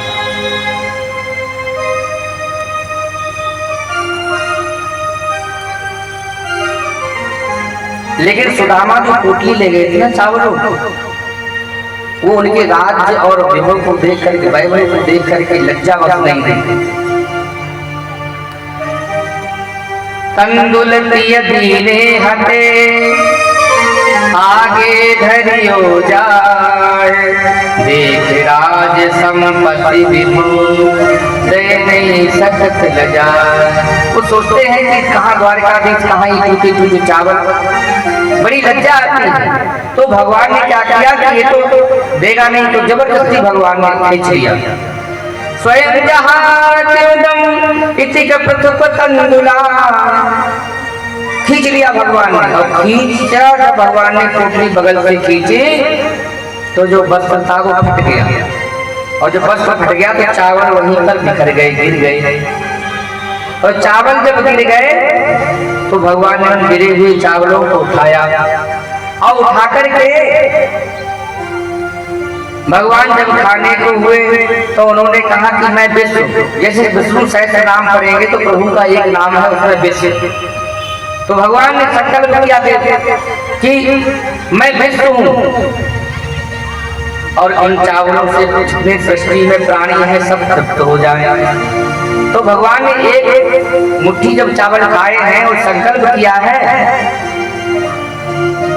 तो जितने प्राणी थे विश्व के चींटी से लेकर हाथी तक, जलचर, थलचर, नभचर, नाना जितने जीव थे सब एक ही मुट्ठी में तृप्त हुए। बताओ सुदामा जैसा भंडारा किसी ने किया? पर्वत की, हिमालय की पर्वत की गुफाओं में बैठी हुई चींटी, उसको भी भोजन मिल गया, क्योंकि अन्न का एक नाम है ब्रह्म।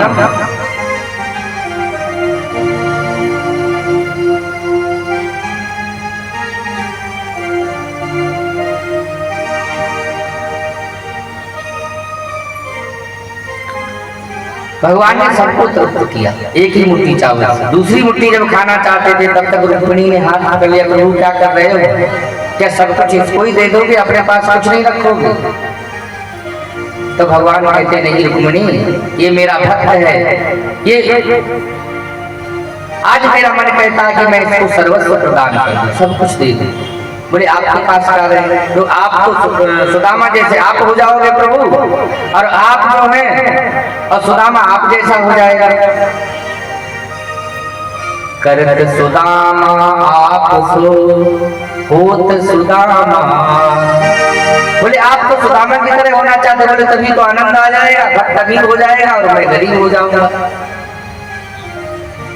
फिर भगवान ने मन में सोचा कि ये आया किस लिए है, तो कामना ढूंढने लगे मन में कि देखे कुछ लेने के लिए तो नहीं आया है। तो भगवान ने क्या किया कि सुदामा के हृदय में प्रवेश किया, और हृदय में जाकर के ढूंढा तो सुदामा के मन में किसी प्रकार की कोई कामना ही नहीं, कोई कामना नहीं दिखाई पड़ी। तो भगवान ने सोचा कि ये हमारे पास आया है, लेने के लिए भी कुछ नहीं आया। तब फिर जो है भगवान प्रवेश किए, देखें आया किस लिए है। तो पत्न्या पतिव्रतायास्तु, ये जो इसकी पत्नी है ना पतिव्रता सुशीला, उसका मनोरथ पूर्ण करने के लिए यहाँ आया है। ये स्वयं के लिए नहीं आया है, ना ही मुझसे कुछ मांगने के लिए आया है, और मुझसे कुछ मांगने के लिए नहीं आया है, मुझसे कुछ लेने के लिए नहीं आया है। इसके मन में किसी प्रकार की कामना नहीं है, तो मैं भी इसको कुछ नहीं दूंगा, इसकी पत्नी को ही दूंगा। और भगवान ने सुदामा को कुछ नहीं दिया।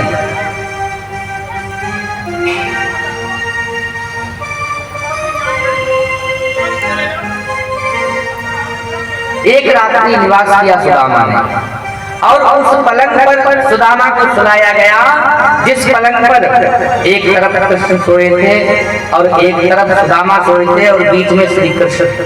जब सुदामा रात को नींद नहीं आ रही थी, गर्मी लग रही थी, तो स्वयं रुक्मिणी उठ के पंखा झड़ते थे और भगवान श्री कृष्ण पैर दबाते थे। सुदामा जब जाने लगे द्वारिका से तो संतों ने उनसे पूछा कि तुम गए थे तो क्या दिया भगवान ने?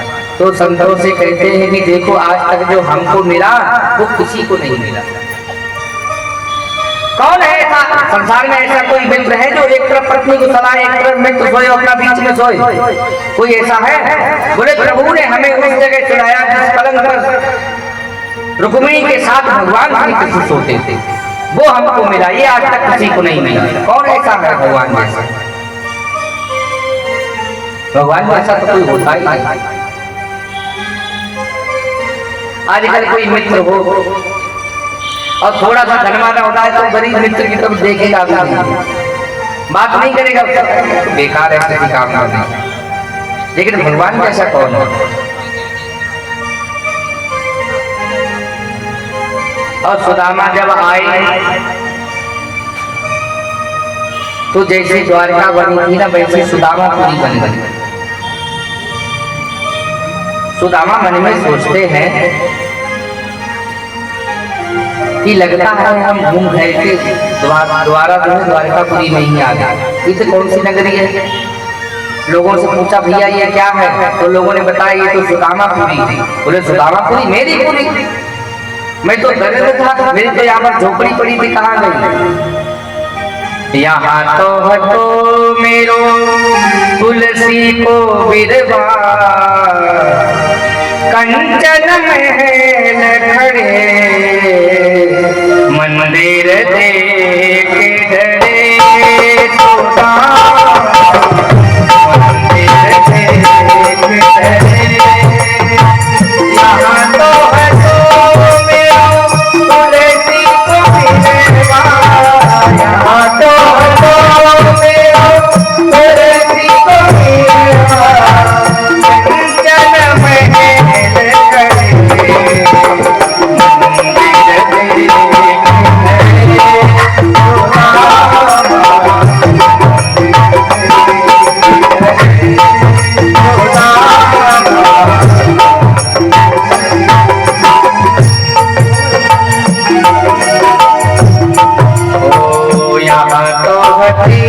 मेरी टूटी मड़ैया। मड़ैया जानते हो ना आप? मड़ैया किसे कहते हैं? पूछनी बनती है। यहाँ तो हसी मेरी टूटी मड़ैया, तो हसी मेरी टूटी मड़ैया,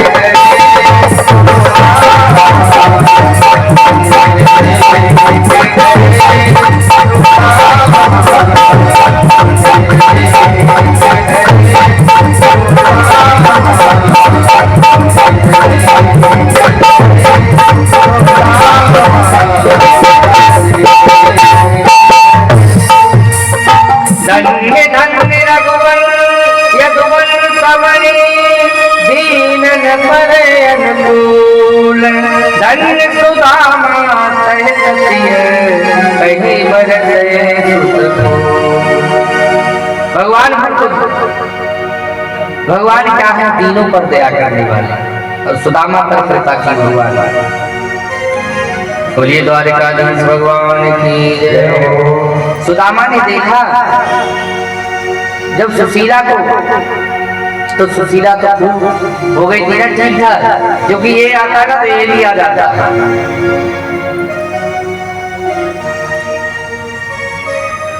तो सुदामा कहने लगे ये तो मेरी पत्नी थी, मालूम ही नहीं पड़ती। मेरी पत्नी तो दुबली पत्नी थी, एक साड़ी पहनती थी, वो भी 4 जगह से फटी रहती थी। ये सुशीला कहाँ से होगी? जब जाने लगे तो उसने बुलाया कि मैं ही सुशीला हूं।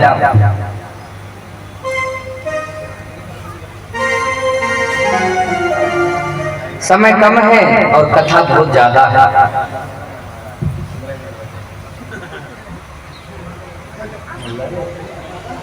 और आगे हम आपको सूची सुना करके कथा को विराम दूंगा, क्योंकि जाना भी है।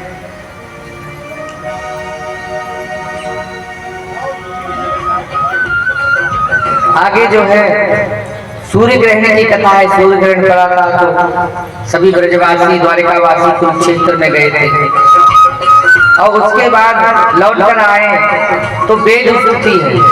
वेद भगवान ने स्तुति की कि अभी 125 वर्ष हो गए प्रभु इस धाम पर रहते हुए, आप अपने धाम को आ जाओ।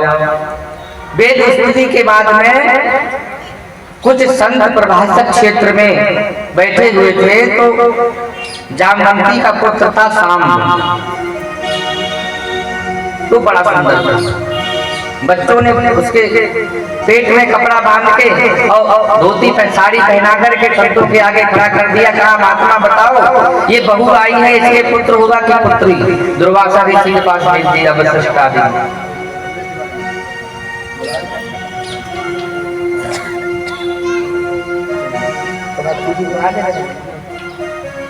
और उन संतों ने साफ दे दिया कि इसके कोई पुत्र नहीं होगा ना पुत्री होगी, इसके एक मूसल होगा जो तुम्हारे मन को भस्म कर देगा। और उस मूसल को ले जाकर के उग्रसेन को दिया, उसका चूरा बना करके समुद्र में फेंकवा दिया। एर का नाम की घास बन गई। एक रीढ़ बची थी तो समुद्र में फेंक दी, वो मछली ने निकल गई, और मछली को एक मछुआरे ने पकड़ दिया, और उस कीर के टुकड़े को निकाल कर एक बहेलिया ने बाण के ऊपर सजा दिया। और एक बार भगवान ने सोचा कि अब जाने का समय आ गया, तो सारे द्वारिका वासियों को ले गए प्रभाषक क्षेत्र में समुद्र के किनारे। और एर का नाम की घास बड़ी बड़ी हो गई, तो वहां यज्ञ किया। यज्ञ में उन्होंने मदिरा पीना प्रारंभ कर दिया, और आपस में लड़ने झगड़ने लगे। अस्त्र शस्त्र टूट गए। इतना ये तो हुआ कि द्वारिकावासी सब मरने कटने लगे। जब उनके शस्त्र समाप्त हुए तो उसी घास को लेकर के वो एक दूसरे को मारने लगे। वो घास बच जैसी हो जाती है। बलराम जी ने बड़ी बचाने की कोशिश की, नहीं बचे तो बलराम जी भी अपने धाम को चले गए। बलराम जी जब अपने धाम को चले गए, जाने के बाद में जो बहेलिया था, भगवान श्री कृष्ण लेटे हुए थे पीपल के वृक्ष के नीचे। पीपल के वृक्ष के नीचे जब लेटे हुए तो बहेलिये ने सोचा कि ये कोई हिरण की आंख है, क्योंकि भगवान के पैरों में पद्म था ना, पद्म। तो पद्म था तो बहेलिये ने सोचा ये कोई हिरण है। हिरण की आंख समझकर उसने बाण मारा, भगवान के पैरों में आके धस गया। भगवान पैरों में आके जब धस गया और बहेलिया पास में आया तो उसने कहा कि प्रभु हमसे ये बड़ा अपराध हो गया, हमने क्या किया? तो भगवान कहने लगे कोई बात नहीं, मेरी इच्छा से हुआ। और दिव्य विमान आया, वो विमान बैठ चला गया। बहेलिया कोई और नहीं था, ये बाली था, क्योंकि भगवान अपना ऋण नहीं छोड़ते, सबका ऋण चुका देते हैं।